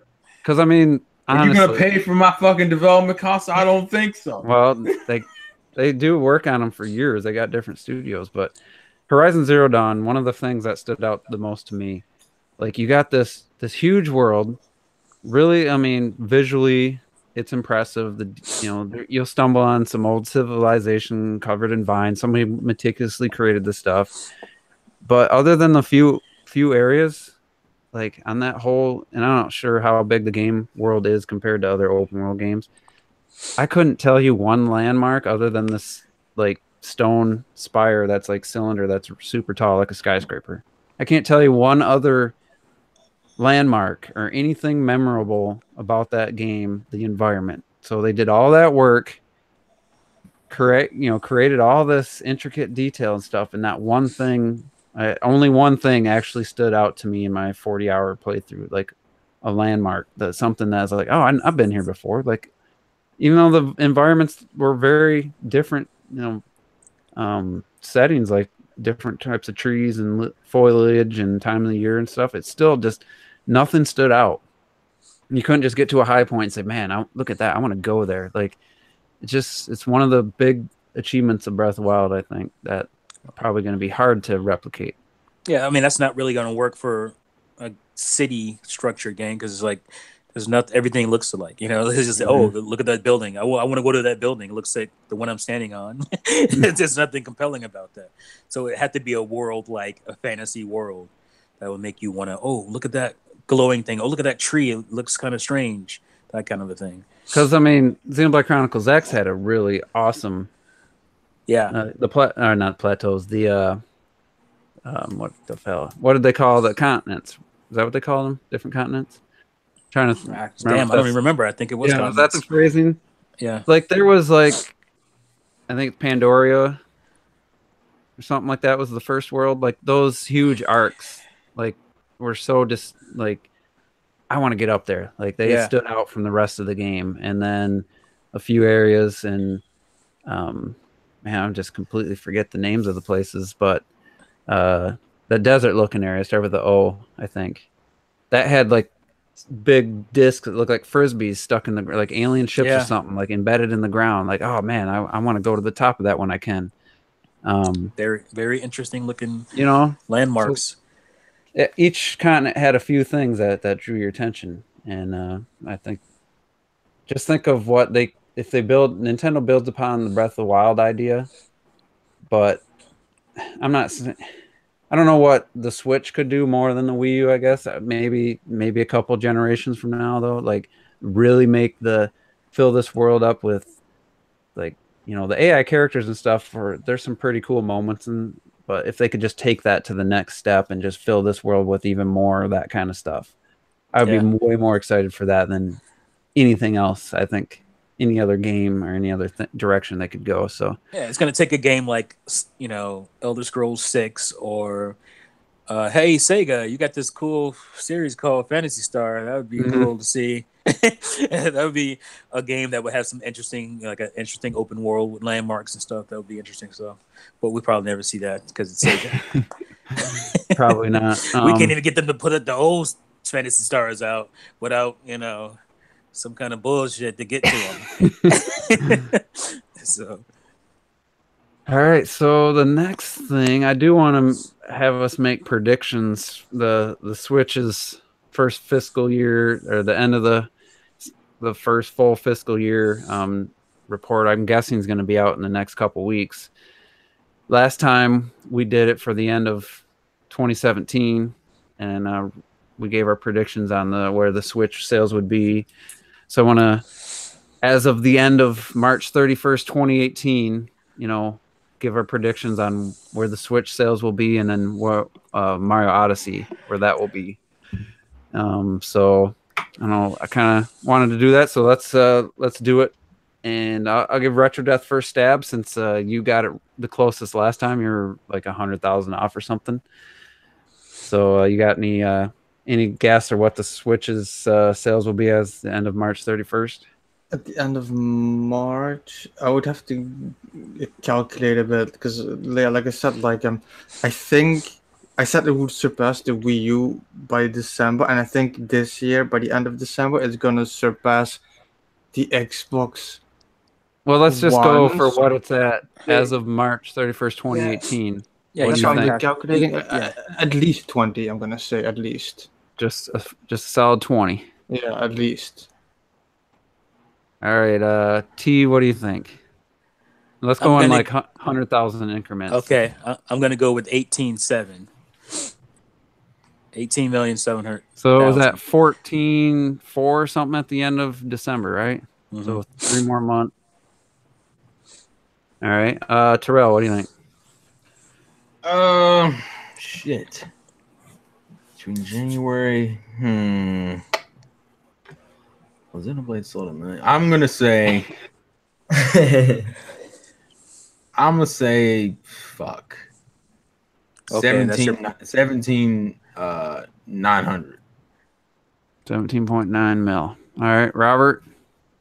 I'm gonna say 17.7. Wait, did you say that? No, you He said didn't. No, I Nine. said 17.9. Okay, He trying well, to undercut you and shit. Because he's a bitch. He's a bitch. We know it. This ain't the Price is Right, mama. I'm gonna say 19.2 million. I think it's done almost 5. Wow, that was gonna be my first pick, but then I backed off. All right, Mario sales. So we'll go, and that was at what, 9 or 10? It was 9. It was 9. early 9s. So I'm gonna say, December 31st, right? I'm gonna say 10.9 million for Mario. I think that's probably gonna be low, but so Robert. I'm gonna say 11.5. God damn you. Terrell. 12.3. Yeah, I really feel I went way too low. So T. I'm gonna go with 12. 12-1. That's Oh, who's undercutting now? What kind Retro. of shit is this? Okay, I gotta take into account the fact that I said 20 for the Switch, and with the attach rate, I'm gonna say 15. Wow, that would be Damn. impressive. That would be impressive. So It'll be more than that by the end of the generation. someone says it's still number 1 on Amazon over God of War. God damn. Wait, no, fuck that. I'm googling. Let me check. Go to It's Amazon. This Mario Odyssey is a evergreen title. It's gonna I sell. was surprised it's stupid so 9 numbers. so fucking quickly, yo. Yeah, No. incredibly quick. I was Like, holy shit, that's way more than I would have expected. It's $5 the off. marketing was brilliant. Obviously, the Switch was super hot going into the Okay, holiday. we're at video games. I need what, best selling or Yeah. okay. It's gonna be 20 million plus by when it's all said and done, well, probably. which is ridiculous. Here we go. Best selling. Oh, the Street Fighter 30th anniversary collection's on here. I haven't. Doesn't have a SD card required. Doesn't have a SD card required. It's lower than God of War for me. It's number 7 on the top 10 list for best sellers. God of War is number. Yeah, God of War is number 1, and then like a whole bunch of PlayStation cards, the Switch Glass, and then fucking Mario Odyssey. I can never find the best seller. If I can be just a little bit of a conspiracy theorist, remember how Colin Moriarty was talking about I don't want to hear that motherfucker. Yeah, say. he said the I'm just- pre-orders were soft. soft, and then all of a sudden there's 10s everywhere, and now it's number 1. I just Oh, okay, I see. It's not If like you- Sony hasn't done this shit and it's been documented. Like, I see. I'm not Okay, just if pulling you that out of go- my ass. If you go under bestsellers of 2018 so far, Odyssey is above God of Mars War. are over. Yeah. I see, But it's only. But if you go like currently right now, God of War is over it. where do you see the? Can I just say so far? afterwards, impressively, is Mario Kart 8 Deluxe and Zelda Breath of the Wild. Yeah, what is this shit, Them yo? old ass games. Well, Zelda is just crazy. It's like $42. When the fuck did it drop that low? Why can't I find the best Zelda? That's low Because it for flopped, dude. a year. I'll link it to you. That's I see low it. for a year-old Nintendo game. No, $42. That is you know insanely why? low. It's because it That's- flopped, dude. I'm telling you. Zelda No, flopped. you bitch. So, Well, you also got to think about this is 2018 games. This is the same.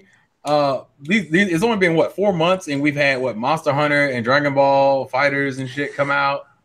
And well, these- I'm sorry. Go ahead. no, go ahead. No, I was just gonna say, according to our favorite Xbox podcast, Oh God. Zelda ain't made no money. So Man, what kind of We shit is don't- that? we don't It only need.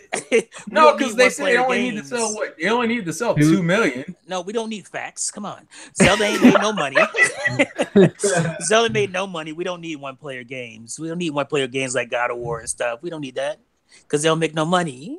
It's Because Xbox don't make those games. it still kind of trips me out that even when you look at like the top selling games of this year, so far, the Switch console is like the only one in the actual is the only console in like the top 20. Yeah, it's the hottest selling console. And then the NES Classic is like in the next like 23. It's in like 23. Oh yeah, when but they it gonna flopped, when they it gonna flopped. when are they gonna was it June? They're supposed to reintroduce that NES Classic. The NES one. NES, not the SNES. Yeah, Super NES. They have been restocking the shit out of the Super NES. I give We them should props. do for that. one Yeah. more prediction too.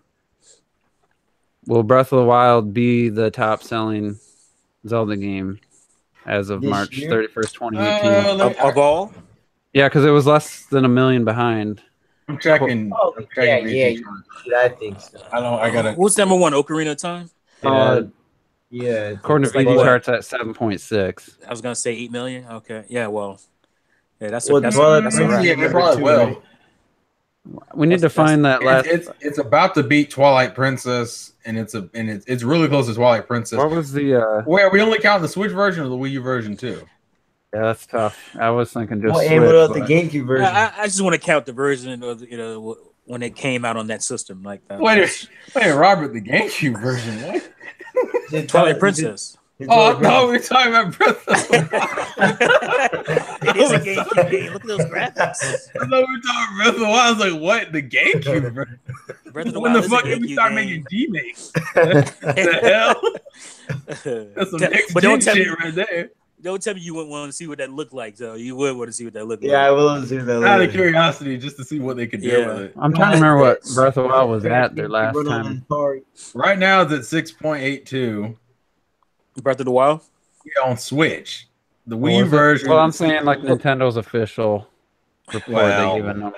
we probably I'd say- could look, but it would take a minute. Well, I think you can add the Wii U because they launched the same day. Like, Well, if I you was had the gonna say Wii U, it's it's already the beat. same It's already game, yeah. beaten Twilight Princess. Well, Yeah. no, because we didn't. Where's the GameCube version of Twilight Princess at? because you could do GameCube version of Twilight Princess sold like 500,000. I'll tell you that. I thought it sold like I thought like a couple million or I thought it sold a little bit better than that. Look at No, it did. It sold 1.59. Are they count? It can't be. Just I guess- GameCube. GameCube is 1.59, and then Twilight Princess on Wii is 7.18. I'm thinking just the Switch version of Breath of the Wild. To be shocked if that's not. Yeah, I would probably argue it's It already says- beat it. I think it I don't already know beat about it. the Legend of numbers, Zelda man. has shipped 6 point. It's only shipped, so you can't. I would say it's probably already beaten Twilight Princess on the Wii. Welcome to the Numbers Podcast, yeah. Welcome to Nintendo using the Microsoft phrasing. Now we shipped 6.7 million This is copies. y'all wanted to play this motherfucking game. That's we what won't y'all make wanted to We do. won't make a prediction. I do like want to comment on that photo Terrell linked in our little chat. It's That's pretty showing how the monks, like their poses, are all like link up with past Oh, Link. Zelda games. Ah, you clever Link bastard. up. It looks like a lot of Ocarina of Time mostly. That is Ocarina. Yeah, it's Ocarina of Time. It's all Ocarina of Time. So we got like, yeah, that's cool. Like someone put that together. Like Nintendo loves to do that. They like to put hidden things to tie in games from past games. You know, like So Nothing will ever top the theme song to Skyward Sword being Zelda's Lullaby backwards. There's nothing ever gonna top that. That's some next level shit. That's the coolest shit of all time. Side note, I decided to say, well, let me see about Mario Kart 8 Deluxe. I should not have looked at the Mario Kart numbers. Holy shit. I forgot how much Mario Kart Wii sold. Mario Kart Wii is stupid. Mario Kart Wii and DS. What the fuck? Was it like DS, 34 million or something? 35 is Wii. And then Mario Kart DS is 23. It's nonsense. And like Mario Kart 8 is up to like 16 million combined both versions. No, even though the fucking Deluxe is about to beat it. Like it's like Deluxe is gonna beat the Wii. It's like 30,000 away. That's how close it is. That's incredible. And that was one of the Mario Kart Wii was one of the lesser. Oh, to me, it's one of the worst. It's one of the worst ones. Yeah, it's my least favorite. They didn't push. It's one of my personal favorites. Actually, they didn't push the visuals like it did. Your 360 Wii, that's why. Yeah. It used to be. Like it wasn't even close to the best looking game on the Wii. Like they really didn't try. It did have the best online though. Of any online Wii game. Good. Yeah, the online was. But it was one of the cheapest goddamn Mario Karts. Yes, it was. Fuck that. And it made the most. Like it sold 34 million, and it looked like they put the smallest budget out of all the Mario Karts. I don't mean cheap as in cost. I mean cheap as in fucking. I'm gonna clear, and then get hit by one turtle shell and fucking 10 people pass you. Yeah, the AI they gave up on AI. But I love the bikes. That if you weren't riding a bike, you were fucked. If you riding a bike, no, and I don't know how you expected to win the game. That bike was fantastic. And it had about, dude, the character selection was easy the best out of all of them. The character selection was fantastic. At that point, I would argue maybe I think the GameCube was better. No, because it had all the fucking people from GameCube and more, basically. Yeah, the roster was solid, but I mean, Mario Kart 8's topped it now, but. Well, now. But I feel like that's not fair. Well, you got fucking Link in that bitch. Yeah, Mario Kart 8 smashed that shit. You got fucking Inklings and. Yeah. I take that back. Yeah, Animal Crossing, like the fuck. Yeah, and you got Bowser Jr. now, so I'm good. Boom, you biased bitch.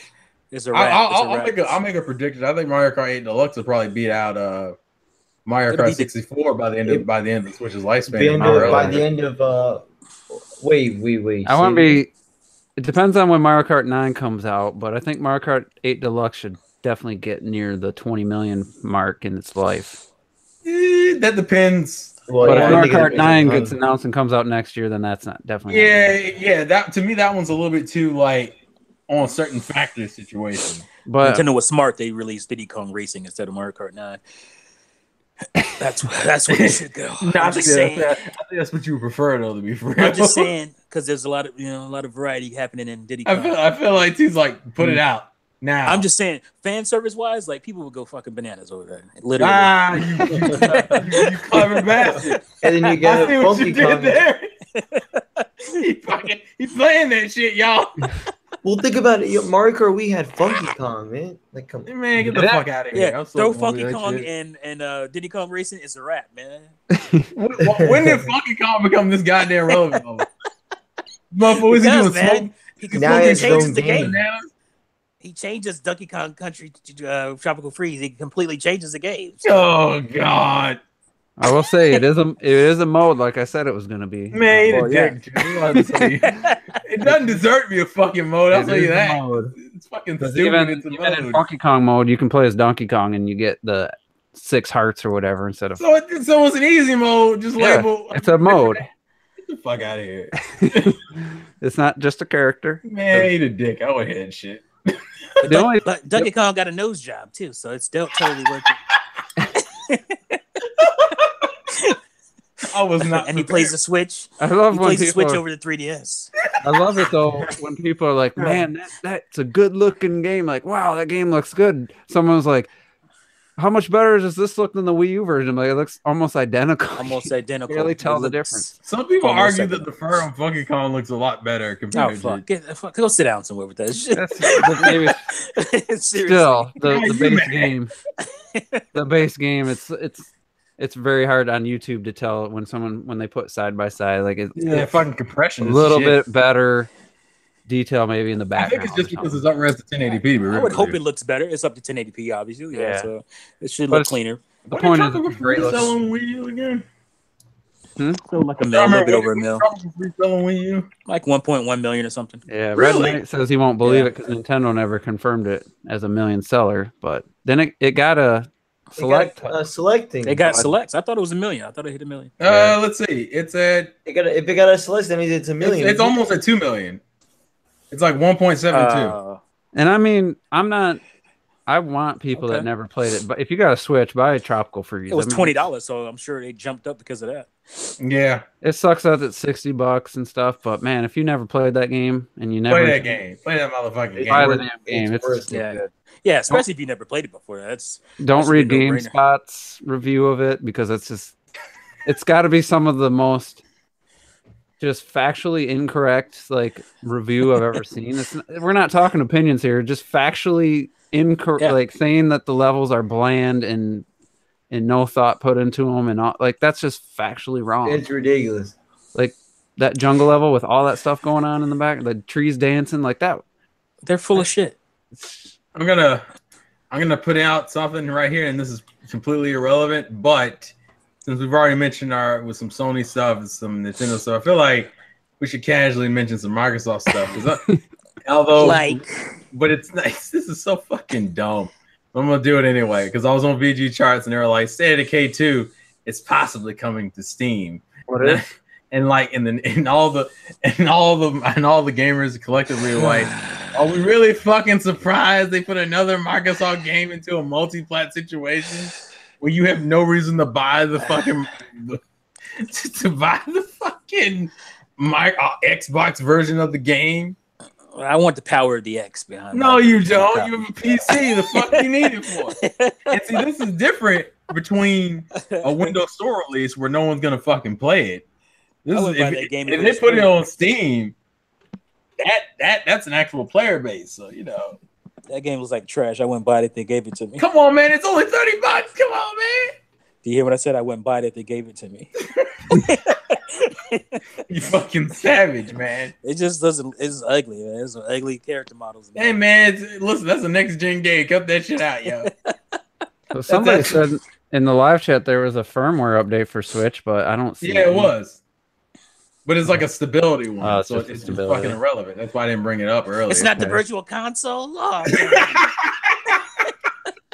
you ain't shit. Did you hear that there might not be a virtual console traditional? Did you hear that?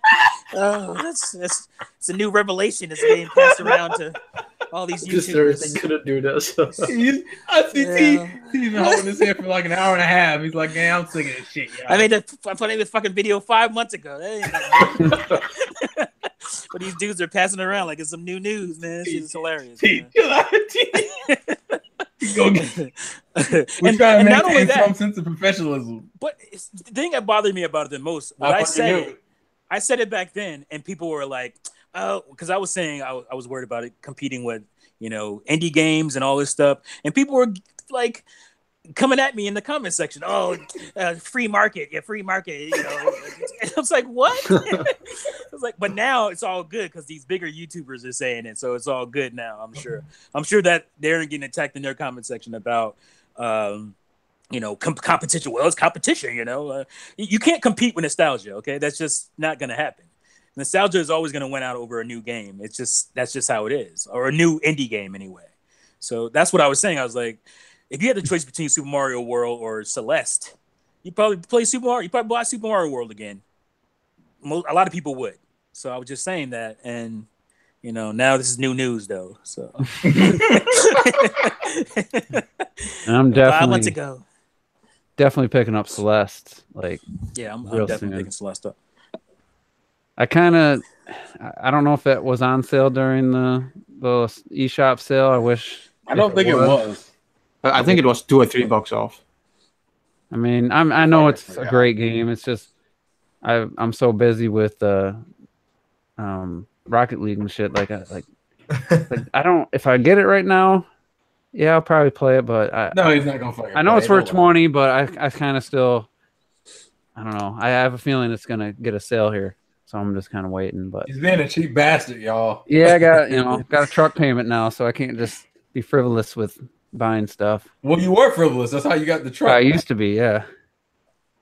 I would have never thought twice about it before, but I got. I said the last Nintendo voice chat was the worst one ever. I left it in the comment section, and somebody replied, "Rude."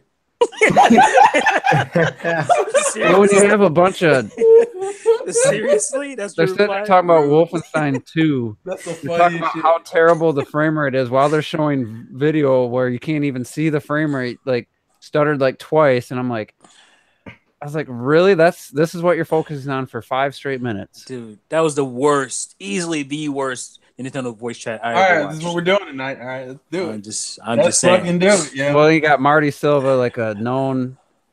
Like, I don't know if he's a Nintendo hater. He's not a big Nintendo fan, so he's not. Why is he on the Nintendo voice chat? He was a pretender in that podcast because he was acting like he cared. Yeah, that was probably the most didn't positive care. I've ever heard him be about Nintendo. Yeah, seriously. I was like, what? That guy, It was so out of character, it hurt. if they had, I'm sure he was thinking about God of War sitting at his desk during that whole time. He wanted to say stuff, but you could tell like they were just like, all right, you got to be positive here. This is Nintendo voice chat. You can't be ragging on Nintendo the whole time. Yeah, can we? Well, that and because you when you know more than they do, and they're the ones talking about video games, it just drives me up the fuck. Yeah, it drives me insane. Like I think Game Explain. It's like reminds me of this Game is your Explain. job. Game Explain is nowhere near as that bad. I'm just a gamer. This is your job. You should know these things. Yeah, like what was it? When they were starting talking about, well, the Pokemon game coming to Switch and all that other shit, and then one was like, I want to see Coliseum and Pokemon Snap, and I wanted to sit there and go, I just want guys, you know those games were not developed by Game Freak. Those were fucking I just want to punch intelligent myself in system the games. face. Seriously, I just want Son to of a bitch. I hate that. They should know better. We talking about a new mainline Pokemon game. You talking about Pokemon Snap? Well, seriously? And then the kicker was the Game Freak never made those games. And then Game Freak never made those games, but they're not really Pokemon games. Like, yeah, they're more like spin-offs. And the reason why people like Coliseum and Stadium and shit was because we didn't have a 3D game. We've been having 3D Pokemon games since 2013. It's been 5 years at this point. Right. Why the fuck do we need it? No, I'm not gonna do it. It just didn't make any sense. I'll lose my fucking. It drove me nuts, dude. I hate it. Those were, and the kicker with that is, who did develop those games? Oh, that was Intelligent Systems. Intelligent Systems. The guys that are making the Fire Emblem game, so they're busy too. Yeah, no, that's it. I'm done. You should know these things. Rude. No, you're just being rude. It's asking too much. Stop being rude. And the sad thing is, like the one or two before that was the best one I thought, with the guy from Image and Form, and they're talking about the indies and stuff. That was great. That was just a really great conversation. How you go from that to this shit? Hashtag bring Jose back. Seriously, like I was never even a big Jose fan, but if I would rather have him come back now because he did. Yeah, I don't understand how you have a dude on there who didn't even buy a Wii U. That's just what? Like you, this is Nintendo voice chat. Like you're supposed to be hardcore Nintendo fan. I would expect you to be. Like, and you didn't buy a Wii U. Like what? Like that never sat right with me. But that's just me. Yeah. Also, Alana, so many problems with that girl. Alana Pierce. I don't mind her. You don't mind her body, sir. That's what you mean. I just don't like when. I just don't believe her. That's it. Yeah. I love that line. She talked about what she does at IGN and like on her personal YouTube channel, and she's like, "Yeah, I'm just there, and if I want to make a video or do something, they just let me do it." And like that unboxing of the Breath of the Wild first 4 figures, like she got to do that. Like, but then she doesn't have to do anything for months. And I'm like, "What the fuck are you doing?" Like, they're paying you. Like, what do you do? She's just there to look cute.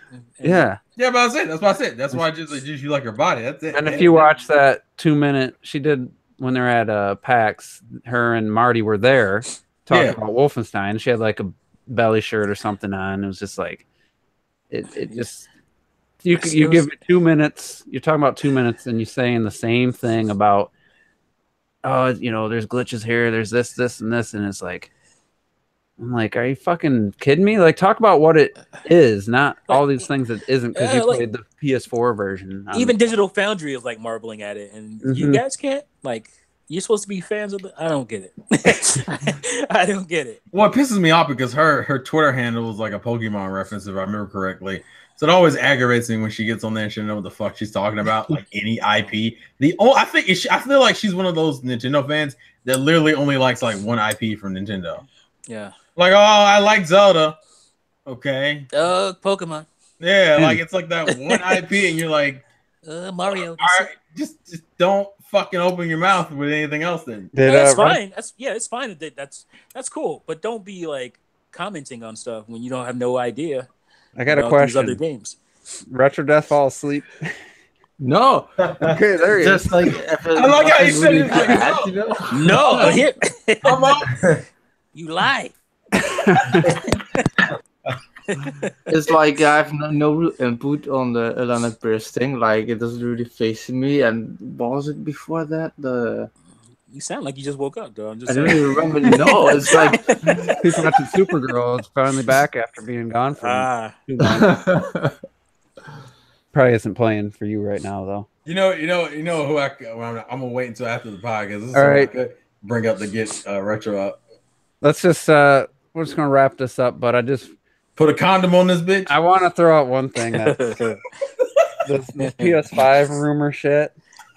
Oh God! Like, if anyone, even for a second, thinks that there's a PS5 coming this year, like, there's something seriously wrong with you. And the fact that people are, what's the word, humoring this idea, or maybe that's not the best. No, word, that's it.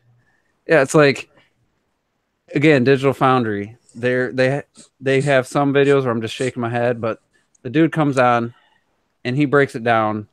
Like, if there's gonna be a next gen, a real leap consistent with the last two generations, looking at all the tech and the production manufacturing, the cost right now, he's like late 29 at the earliest, unless Sony wants to take huge loss on each system sold. So 29, it's probably 2020. And the only thing interesting to me about this is that this will be 5 years this holiday, right? 2030. Yeah. So in past generations, I think it's felt like, yeah, it's getting a little long in the tooth. I'm looking forward to the next thing. But I think because of the not the slow start of the system sales, but of the games actually taking advantage. Remember the first year when all we talked about was how, like, where's the leap? Like ports, and you could barely see a leap. Yeah. And there were ports, and there was like Octodad and shit. But yeah, if you look at God of War versus the launch titles of the PS4, it's not even close. You'd swear it's another generation almost. Like, it's that much better, and the fact that it's like solid 30 frames per second and looks that good. Now, I think there's really no even reason to have.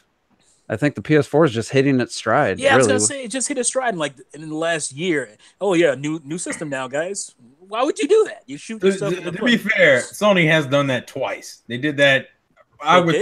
Well, the PS2 was out 6-7 years, wasn't it? Before the 3. Well, I'm thinking 6 years. I would say more of the PS3 because the PS3 started hitting its stride like 2010, and then like 3 years later, it was like, oh.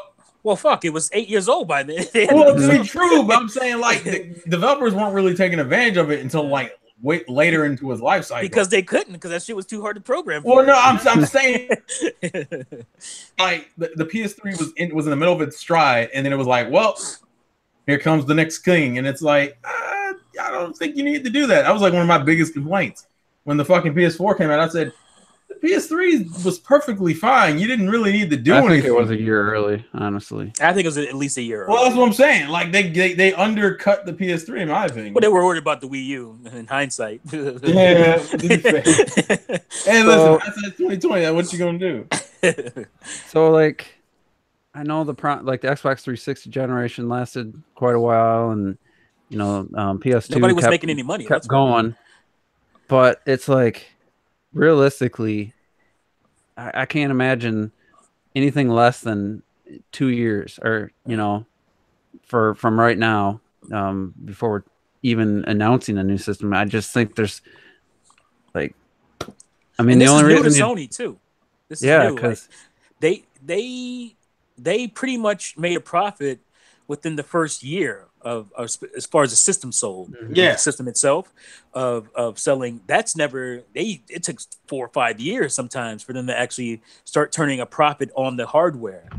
And this is a new thing for them. So if they're a smart company, they lost a lot of money, coming from like they were like $100 billion company, and now they're like under 50. So, you would think, Yeah, they why would would you try want to fuck with the only thing that's making you money right now? right. Well, that's the thing. In the beginning, even Sony, they didn't know why the PlayStation 4 was selling. I don't think And they still now, don't know. now they're like in the middle of this stride. Like the systems are selling. They're finally getting like Nintendo regular exclusive all the time. If they would have a new PS5 now next year, that is exactly as if Nintendo would have a new console next year. Yeah. Why would they do that? You have Why would something you do that is that? working. It's selling. You don't need to. It's not like Xbox. They don't need this. They have something that works, that sells. They have games that are coming out that is selling. There's absolutely zero reason for PS5. And it's not. If you actually think that's happening, you don't understand business. The Xbox One X came out. It was a whimper. Nobody's, like if there was a time to worry, maybe you start worrying before the Xbox One X came out. But now that you see it ain't really doing nothing, you ain't got nothing to worry about. If I may make one more complaint about something I said that nobody seemed to care about when I said it, but now it's the talk of the town. There's this thing called first party exclusives. Oh yeah, remember all throughout the Wii U I was talking about exclusives. Exclusives don't matter. It's about value of the console and the third parties and how many third parties you can get. Now all of a sudden people care about first party exclusives again. I wonder what happened, what changed. Oh yeah, Sony's dropping major first party exclusives now. Now we can talk about. It's just funny to me. It's like I've been saying this the whole time, but now it doesn't matter until the biggest guy out there says it matters. You know what? Thinking of that too is like I might as well wait to play God of War in 2019 on the PS5 because that's gonna happen. Right? Yeah. Let's drop God of War. Here's my question. Horizon, and then a new console a year later. That makes no sense. Well, here's a better question. Instead of Sony, would you think Microsoft would be the one that kind of dictates the next? If they hadn't just did the next spot, if they didn't just put out the X and say they were done with generations and stuff, like they'll put out a more powerful Xbox One probably in 2019. Yeah, I can see that. But I think they're gonna do, like, if you will, a Steam box version of Xbox going forward. I don't think it's gonna be a whole new console with a whole new setup. I think they're gonna do the Windows thing with their consoles.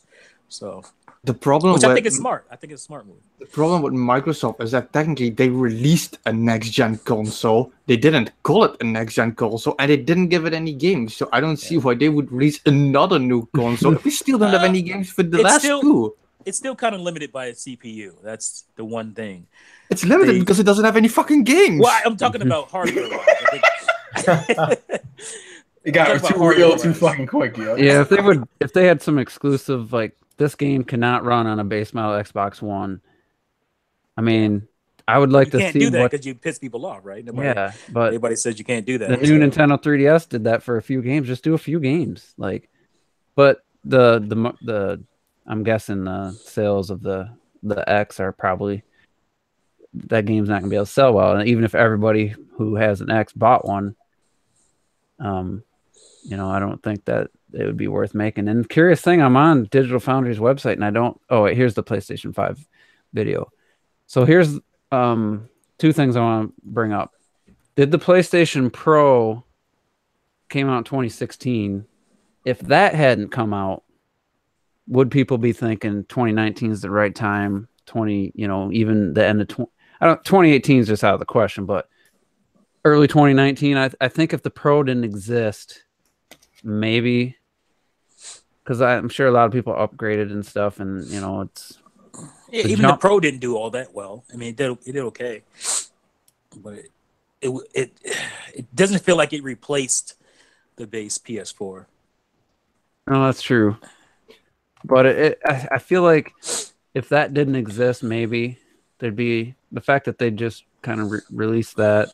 Yeah. The other thing is I feel I forget the guy's name from Digital Foundry, the main guy. He hinted that he knows something But he says all I'm willing to speak on is that Mark Cerny's out to developers asking them what they need for the next generation. It's the only thing he'd confirm. Not once did he even suggest the possibility of the PS5 being anything other than a 12 to 15 teraflop powerful home console. Like no other, not even a hint at a thought about it being a hybrid system. So I'm kind of. You're gonna go from 6 to 15? He's saying on the high end 15, 12, but even going from 6 to 12 and teraflop is not going to get you. He said that's the bare minimum he would see them making a PS5. So it seems like from what he's heard without him saying that, it feels like they're going full power home system. And the new normal is $400. You can't go higher than that. It feels like, or you're screwing yourself. So how they gonna get that? And they're not. The new Sony is not gonna lose money on hardware. So I wonder I what. Think they I don't will. even know they what can't really afford to. Right. The PS4 Slim now only comes with a terabyte hard drive. I just noticed that like a month ago, and I don't think I ever talked about it on air because somebody was selling a PlayStation 4 on like eBay or Facebook. Comes with a what? It's a 1 terabyte standard for the Slim. And they just did that, and I never heard anything about it. So I'm wondering what the actual price of the system costs, like right now. I'm going to Best Buy just to see. So about 800 gigabytes then. That shit always kills me. It's like, oh, it's 1 terabyte. And you go there, it's like 793 gigs. What? Yeah, because I was, what is I was this? like, man, so with a game, let's see, this is the standard PlayStation 4, 1 terabyte with a game's 300. Jeez, I paid $200 for mine. I know it's only $500. $200, yeah. With Uncharted, so the PlayStation 4 with 1 the game. terabyte is $400.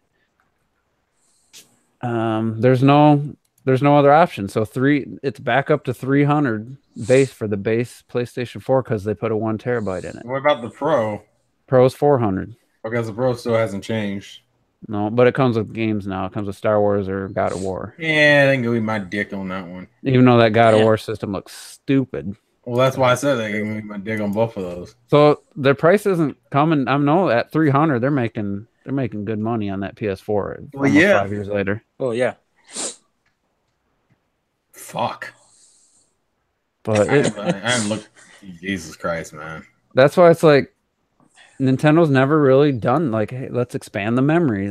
We can keep the price the same. We'll just give people more memory and just make it a little more appealing. And that, or if they're gonna do it, they always make it like a big deal out of every time they do a fucking new variation of it, like they do with the 3DS. Yeah, but the 3DS always just came with the same like 1 gigabyte SD card or something. You know, it's like, come on. Well, actually, they started taking that shit out, and you lost the damn power charger. Yeah, the last system they did that with was like the N64 when they had the expansion pack or something in there. Oh, you can get a PlayStation VR. 4 megabyte. Sorry. Oh yeah, the VR got a permanent price drop. $300 with the Doom VR experience. Yeah, it got a permanent price drop like a week or two ago. Dropped that shit right into the bargain bin. Because it wasn't fucking worth the money. Yeah, they're just gonna stop supporting it. I think they already have. I saw a video on tested an omnidirectional treadmill already exists. If anyone who's seen Ready Player One, Man, I thought I told you, man. Oh, I told you about here we Spielberg, go. man. He don't just throw stuff out there. He usually no. consults with Here we people. go. Oh, yeah, that's called the Virtuix Omnix or whatever. Yeah, I was like, holy shit, that's real. Fuck. but visually the games ain't there yet. You're just trying to get laid in virtual reality. I don't know why you thought that. I was talking about a treadmill where you're walking. Yeah, that's the first thing I thought about when you what got what kind of fucking you doing on the treadmill? We got this new shit called fast fucking. That's some young man shit. I don't know nothing about that. Oh, shit. I'd rather just be in the bed without all that nonsense. That's the thing too. You want to play games for an hour? You want to be walking all that like in a 5-hour game session? You got to walk everywhere. Fuck that. As cool as that looks in Ready Player One, like I ain't not gonna be walking. Well, damn. Like I walk all day at work. Just drive everywhere, you know. I stand out and Fucking walk gonna all day. pass out. Jesus Christ. Oh, shit. So it's So still then cool. imagine if you ride in a horse, you could just like sit down and ride a horse or something. You gonna ride a horse? Huh? You gotta Okay, get I a- see. Damn it. That could go towards more what Terrell was saying. Oh, shit. You gotta buy a freaking electric Wake up, pole. everybody. Oh shit. Oh, my heart. We needed that. We needed that. We're getting silly, so we better go. Hashtag fast fucking. All right, so Start let's ripping. We don't close this thing up. let's go to the final thoughts. Retro, since you've been kind of quiet for a while, why don't you God. go ahead? Close the shit out. That was like fun. There was a lot of laughing this podcast again. That was great. And I'm just calling it now already that before Sony releases the PlayStation 5 and shit, Microsoft is gonna try to sell the most powerful hybrid console. With no games. Well, that seems to work so far. Actually, it doesn't really. Like they like the idea of not releasing any games, so I can so see Microsoft trying to release a new console before Sony does. Yeah, I can see that. They barely did better than N64 this generation so far. Wow. Wow. Wow. That's that says a lot. It's work in progress. Uh, We're working on apart making from that, I don't progress. have much else to say. I'm just still salty for Rocket League shit. Like I had like 2 nights of horrible games and shit. So I'm just playing some Xenoblade right now. and I need to Biding get my back into time until the Xenoblade. next game comes out. All right, So the Terrell. next. Oh,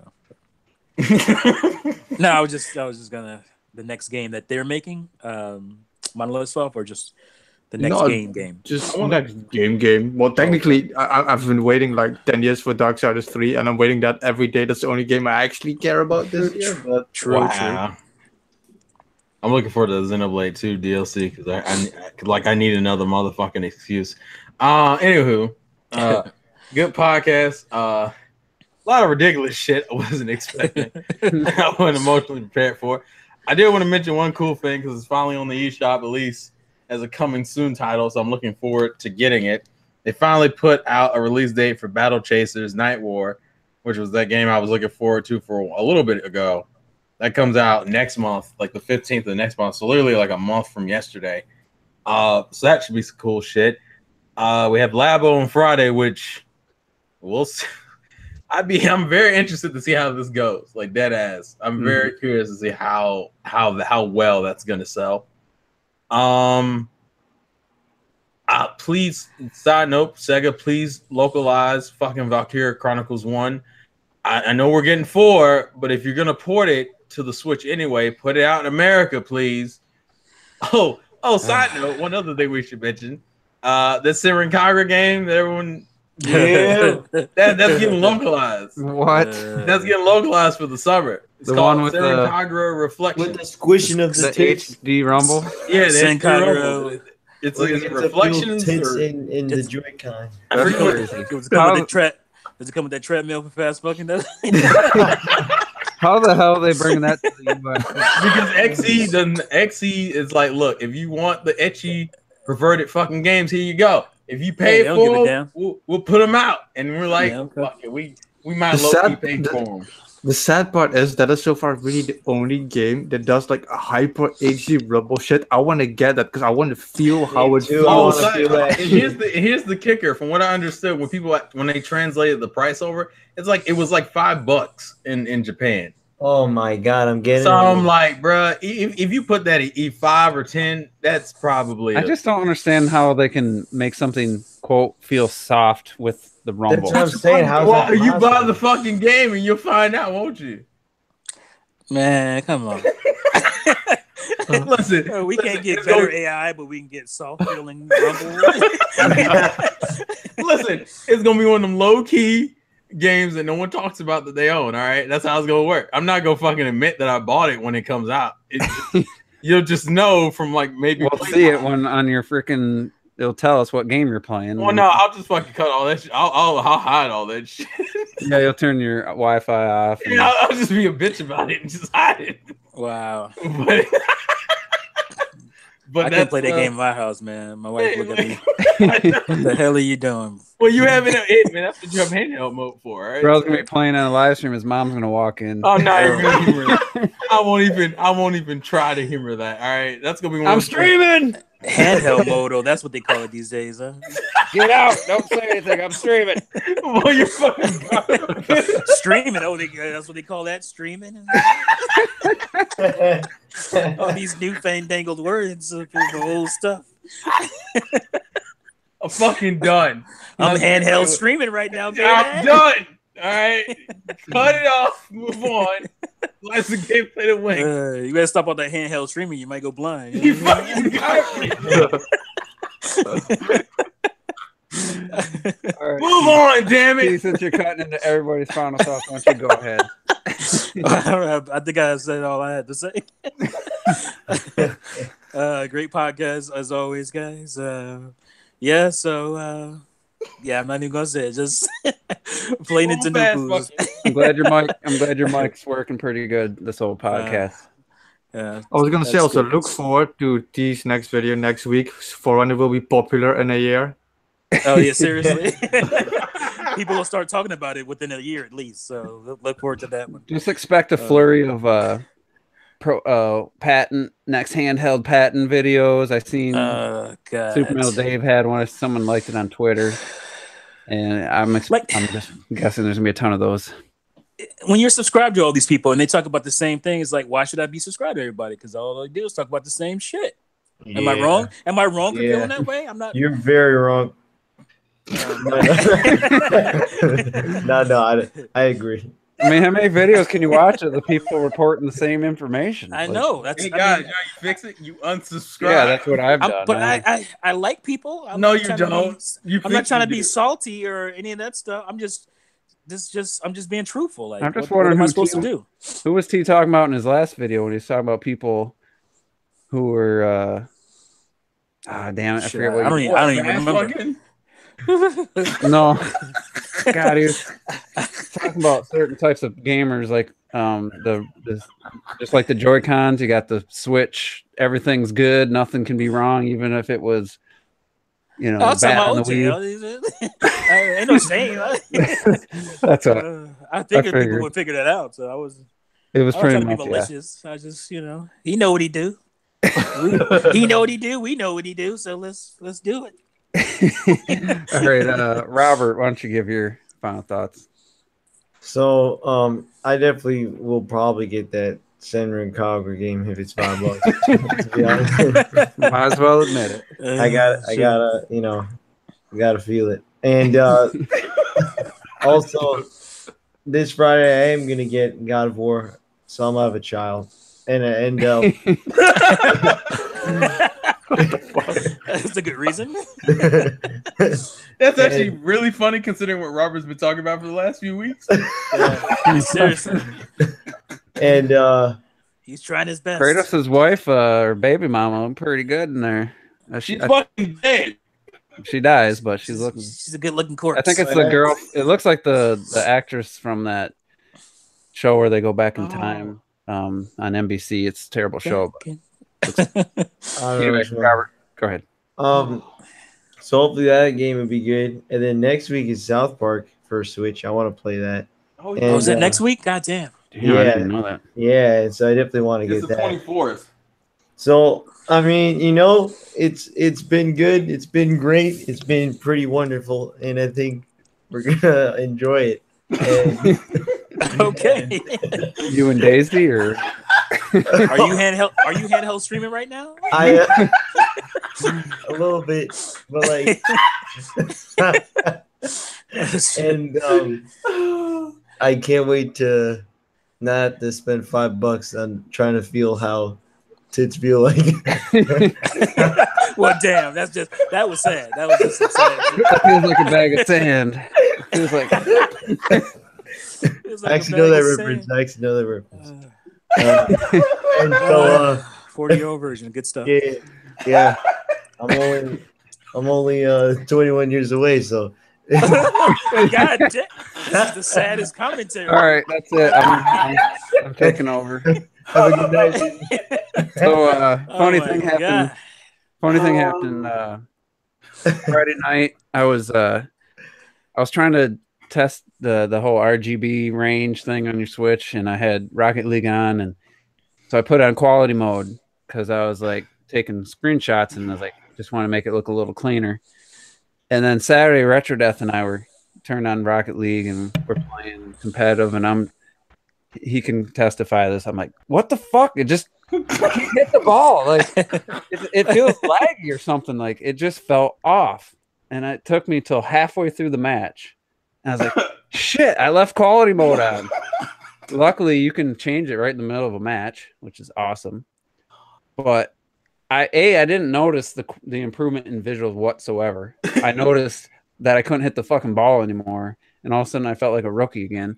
Put it onto performance and instantly could see the frame rate boost. And the game looked better to me running at 60. Just overall, the game looked better to my eyes, looked more appealing.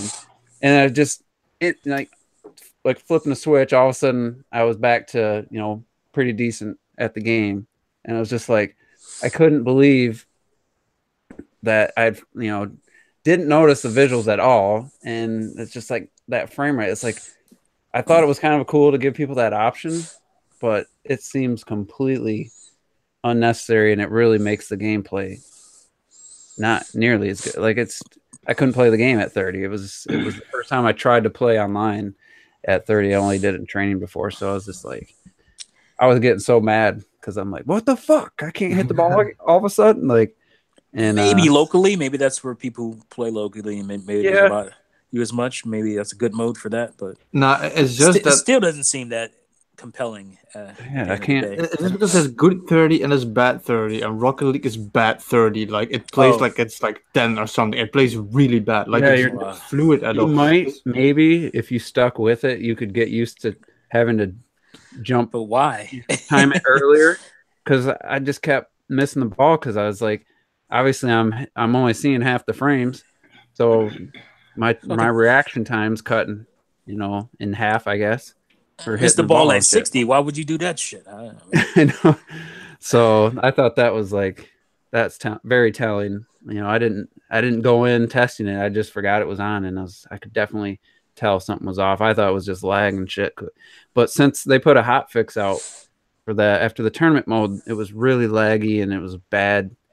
They fixed the game crashing, which is awesome, and it's so buttery smooth online, even with Clocked It in Wales and in Retro Death in France. Like it's as smooth as it's ever been, and I'm just glad they got that fixed out within a week, and then the game's not crashing anymore. We played in a private, and was that Saturday night, T, when you jumped in? We had had 4 people, and then it got up to 5, so we had to do a private, and we just had bots filling in, and man, we played for 3-4 hours, and then everybody got What off. time you get off? Around 2? Yeah, it was pretty late, but T I kept stayed on playing. I stayed on for another 3 goddamn hours. I couldn't stop playing that game. Like That 5 was something fun. in the morning when I got off. I was like, holy That's shit. ridiculous, dude. I haven't done that. I haven't not even for Breath of the Wild. I stay up till 5 in the morning. I needed that. I needed to do that. I haven't done that in so long. But it's really was fun just playing a private with everybody being on the knowing who you're playing against and not quite as serious, even though you wanted to win and stuff. Fucking Red Knight would drop out of the losing team and then rejoin the winning team. He did that a couple times just fucking around. Pissed me off with that shit. Yeah, so but it was fun. Yeah, I'm Stitch trying to was in there too. Stitch Me and was in Stitch played there for a while. All of a sudden, he's just like scoring 4 goals and was Stitch untouchable. Was balling all out of control. I'm like, this guy, when we played online, it was like he wasn't doing nothing, and all of a sudden, he's like just commanding. He clicked that night. Yeah, he was blocking everything, getting saves on. It was ridiculous. I could not get a ball past him. So it was fun stuff, and I look forward to doing more of that. And yeah, so I think I probably might pick up Celeste here because I'm like itching to start a new game, and I still got Revelations 2 I could could really dig into, but I don't know. I'm kind of torn on that, but Rocket League's definitely my go-to game right now, and no signs of it slowing down. So, but anyway, thanks everybody for listening to this podcast. Live chat again, very active. So good stuff. Appreciate everybody, and we'll see